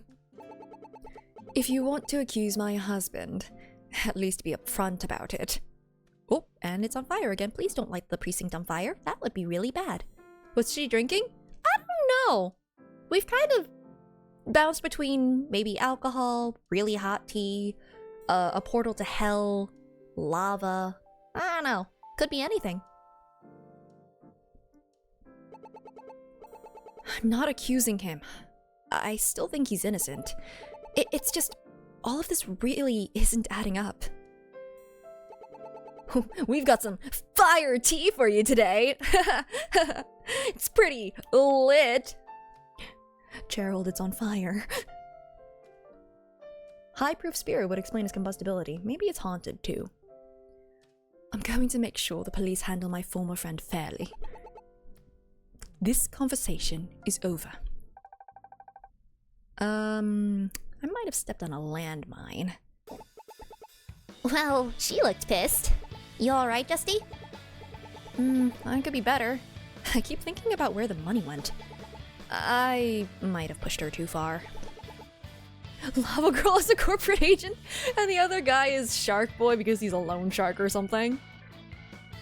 Oh yeah, arson. Did you just get back? Yup. I headed back here as soon as I could. In any case, let me be the first to say, congrats, you did it! You solved the case. I'm so proud of you and Red. It wasn't just us. Your work helped too. You were the key to connecting Owen to the scene. Without that, we never would have known about Oliver's involvement. That's not traffic cop work. That's grade A detective work. Thank you, Justy. That means a lot. Hey, tell you what, why don't you tag along with me for drinks later? We can have a proper celebration then. Oh, yeah, sure. Hopefully one that's not on fire. Great. Zephyr and I will be waiting when your shift's over. Before that, though, I think there's one person we've forgotten about. Wait in the interrogation room. I gotta go grab Red and the guest of honor. I have a feeling I know who she means. It's gonna be the thief. Ms. Yor, right? Yep. Now that we're all here, I want to give you the news. Ms. Yor, you're no longer being charged with assault. What about Chandra? She's still recovering from her injuries, but she's woken up. We expect to be able to talk to her tomorrow. Now, of course, the robbery charge isn't being dropped. Both of you will still have to answer for that crime. I expected that, but still. Thank you for finding out who attacked her. I am truly thankful. I take back what I said earlier. You aren't evil. If you continue to cooperate with our investigation, I'll see if the district attorney can provide you some leniency. Wait, what investigation? Isn't it over? Not yet, Ms. Assistant. We still have those embezzlement claims to look into. Sue spoke with the chief. Apparently, they've both agreed to let you continue to be my assistant. If you'll work with me again, we can finally uncover the truth behind everything. I want to believe Mrs. Eubank. Embezzlement is unnecessary for someone wealthy like Mr. Eubank. Well, didn't you point out that the house was not as big as you, expected it to be? And, it could be a little jab at our current real estate market, but, I don't know. Maybe there's a reason he's embezzling. Who are we shipping? The partners in crime. And they were partners. Ms. Yor and... Actually, I can just pull them up. These two.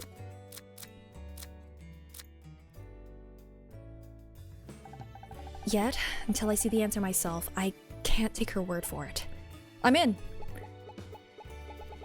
Then let's go back to our desks. We've got a lot of work to get done. I spent the rest of the day doing my actual job, paperwork. I didn't see much of Detective Hunt. Ms. Earl told me that once the chief found out what happened with Mr. Eubank, he got the biggest dressing down of his career. In the end, the fact we still solved the case is what saved him from demotion, or worse. Today was a day that truly changed my life. Oh, switch from Justina? Yeah, that also works, actually. Let's go, lesbians. Let's go. I don't know what's in store for me in the future, but I know whatever it is. Wait, did I already say that word? Wait, I might have already said this line. Oops. Ooh. Who are you? I'll make you British too. I don't know, you have a suit. Hello, sir. Did you need something? Lowell, my boy, I'm glad you came. Some information has come onto my desk that I need you to look into. BG Turtles LLC. I want you to get me everything you can find on this company. Yes, sir, right away. This would go much smoother without the police snooping around. Wow. I'm sure that he's totally innocent. Absolutely. Saved him from demotion or worse, expulsion.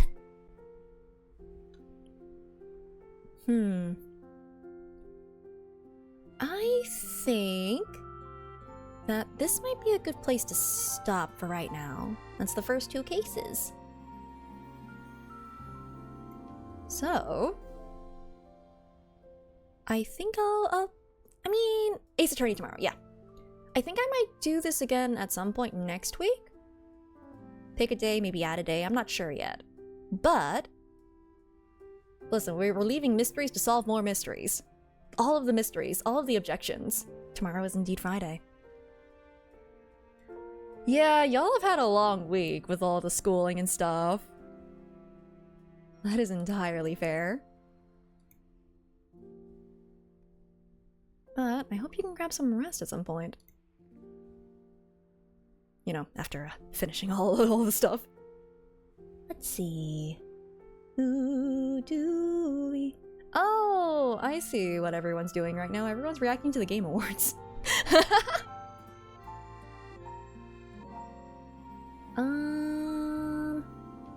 Let's see. Work, not school. Fair. Who do I throw you at? I don't know. If you want more cozy vibes, I can throw you at Plano Pizza, who is also in my D&D campaign, actually. I think he's working on maps for our D&D campaign, so I don't think I can actually look at the stuff. I'm pretty sure that's spoilers for me. But I can throw you guys there. Just some chill map making. 33% win rate. Are you gonna have a spreadsheet for this? Oof, I really shouldn't be looking at that screen. But, let me go into the end screen. You already have a spreadsheet? Amazing. Let me start up the raid. Thank you guys for hanging out, especially on a day that is not my usual day for streaming. And yeah, I'll be back tomorrow for Grade Ace Attorney. And I'm just gonna say again, thank you to the devs of Paper Perjury for, you know, giving me the key to play the game. It's been really fun, considering I literally went over my usual stream time. Anyway. And, yeah. Oh, hi, Jim. Wait, did it actually throw you into another? No way. No.